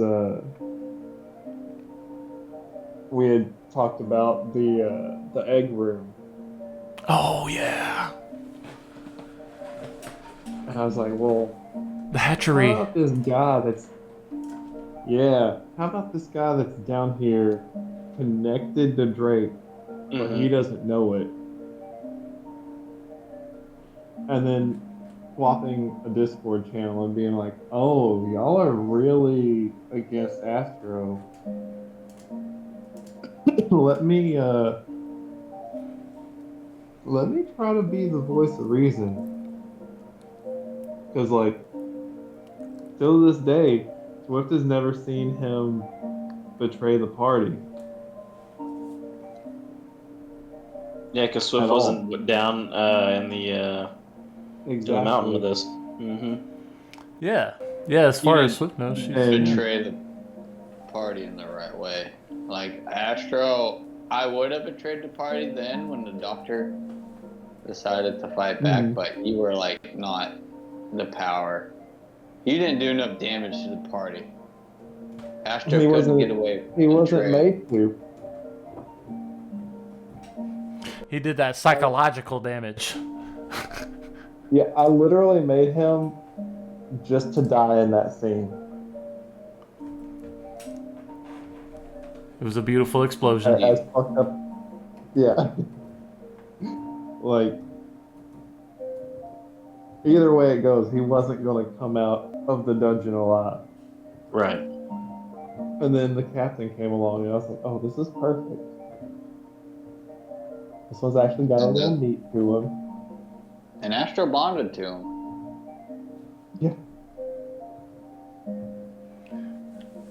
I'll die for the captain. It was great. Still. Yeah. I mean, he's still out there. Yeah, he got a shitload of money and he's out there somewhere. He's probably spent some of that money on a new crew. Probably got hungry after a while. Got to get more brains. Got some big brain prostitutes.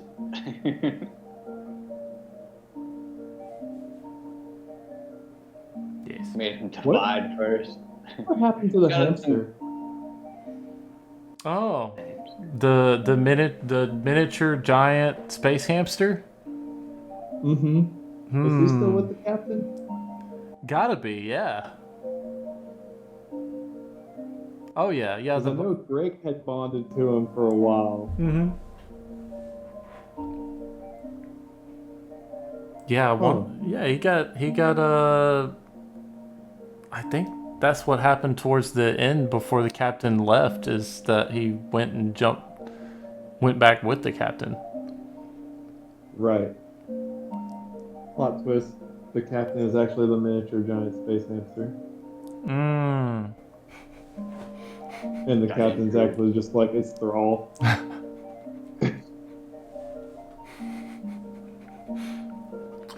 Let's just make a giant hamster a druid. Make everything make sense.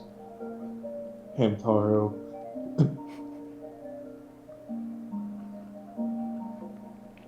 Now, isn't that what I named him? That's what I named him. Yeah. I was like, wait a second. That's what I named him. He had an actual name.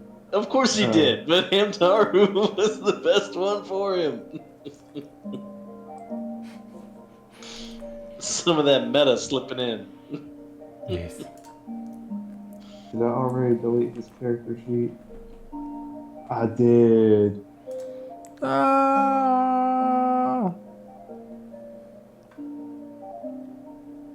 Because when I got that character sheet, there was a name on it for the hamster. I can't remember what it was. Oh, nice. it wasn't that very same legendary hamster from like the one of the famous planeswalkers. Talk about It Boo. wasn't No. Boo. No, maybe a relative. Seemed pretty. Yeah, seemed pretty on the nose. 47th great grandson? Hmm. Oh, that was one of my favorite parts of Neverwinter. Like the game was playing through the Elemental Evil campaigns. That hamster saved my ass. Alright, well, fellas, I'm gonna get out of here. I think I It am was too. fun chatting with y'all. I appreciate y'all coming out and hanging out. I mean, I'm Missed you guys. yeah. Hey, Yeah, sorry it's late, but yeah, it was great while I was here. Swift, I hope you can provide some swift justice for Astro. Yeah. Yeah. Peace. Later, brother. Hey, bro. Later. And yeah, I'll basically be cutting this up just a little bit, cutting out a little bit of the dead air, and then I'll be posting it onto YouTube as an unlisted video, so that way you can only watch it if you have the link, which of course I'm gonna send everybody the link. And then after everybody watches it once or however many times, if y'all are cool with making it public, then I would. But that would only be with the unanimous consent of everyone in the group. So, which that I would ask, privately, so that way whoever, if somebody does say no, then they're not gonna get, nobody else will know who said no, because I don't want to. Let this be known, my consent is on record. Consent. Yeah. I consent. Oh. Oh. Oh. Wait a minute. Perhaps, yes. We'll revisit it whenever it comes around, but I'm gonna kind of just let it sit. And of course, you guys are welcome to share the link with whoever you want while it's unlisted. I'm not gonna. Right. It's whoever has the link can watch it. So if there's something like, I could see a possibility in the future, 2, 3, 5 years down the road, when we're talking about this campaign with somebody, and you're like, oh, you know what? Actually, I still have this link that I can just give you if you want to hear about what happened. And there it is. It's an archive. Highlights. Yeah. Yeah. Yeah. The players' highlights. Their favorite parts. Yeah. Yeah. For sure. But I really appreciate you guys. I miss y'all too. Beautiful. Yeah.